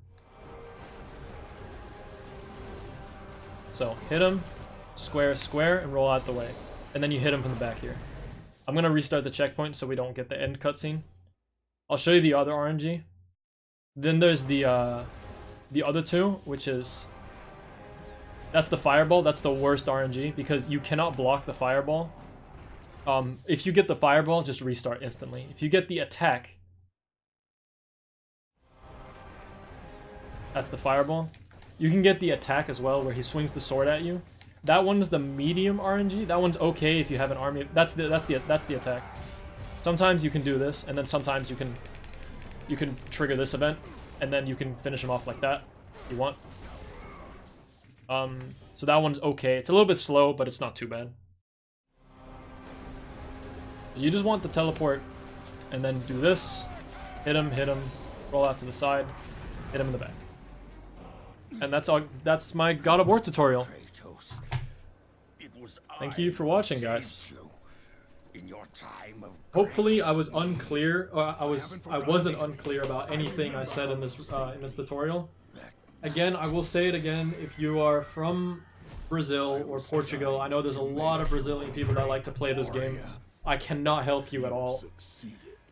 I speak English and Danish. That's the only 2 languages I speak as of right now. Hopefully I'll learn more languages in the future. But, you may or may not have to get someone else to translate what I'm saying for you. Or I can type it out in text for you. If you want to post in the comments in English, you know, about what you're confused about and stuff like that, go for it. Go ahead and explain it. I'll go ahead and explain everything you need to know in the comments. So this is the longest cutscene in the game, I think. I think this is almost a 3 or 4 minute cutscene. But luckily, it's basically when the game is over. The reason I'm showing this ending is because there's a bit of movement at the end you can do. And thanks to everybody that said GG. My voice is very tired, and I need water, and I need food. Who would have thought that talking this much For is... as he sought to rebuild his soul with the help of the gods, It's so exhausting, you know? was revealed to him. Athena, rid me of the memories. We'll choke on the end. It's okay, my game will just freeze right at the end. Nah. I mean, the rest should be pretty self-explanatory. It's just it's all roll dash canceling, basically. We promised your sins would be forgiven, and so they are. But we never promised to take away your nightmares. No man, no god could ever forget the terrible deeds you have done. In the end, Thank you for the 21 months, Rithik. Appreciate it. Kratos made his way to the I'm presuming you waited off with that sub because you were waiting for me to be done with this. So I wasn't looking at chat much. I respect it. I can respect that. Now there is no hope. You didn't want to distract me. Thank you. Cast himself from the highest. You understand because you're a streamer yourself. You understand, man. You understand completely. After 10 years of suffering, 10 years of endless nightmares, it would Gods of finally Olympus come have to an abandoned end. me. Death would be his escape from madness.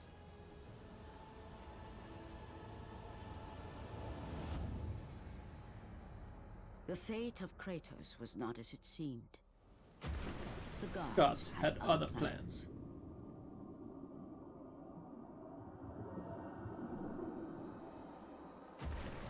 Borne aloft like a feather, Kratos found himself risen from the sea and placed on solid earth.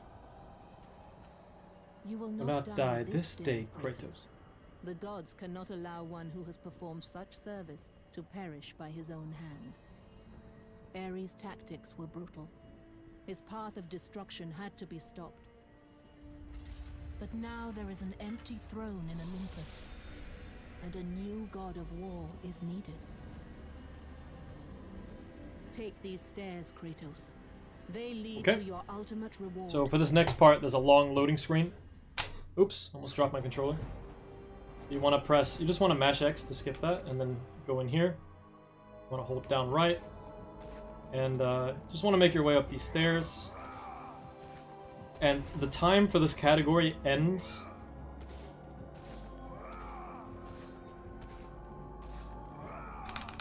now, whenever he sits in the throne. There's still an X input that you can put in, but you don't have to do that X input, so that's technically when you lose control.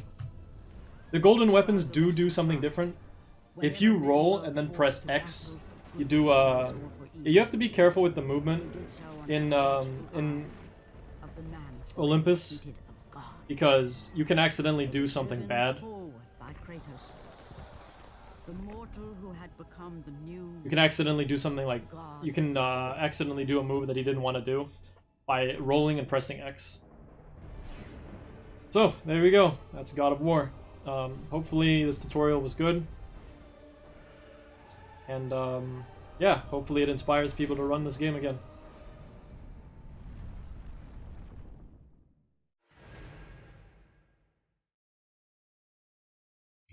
Wow, it's over. I'm a little bit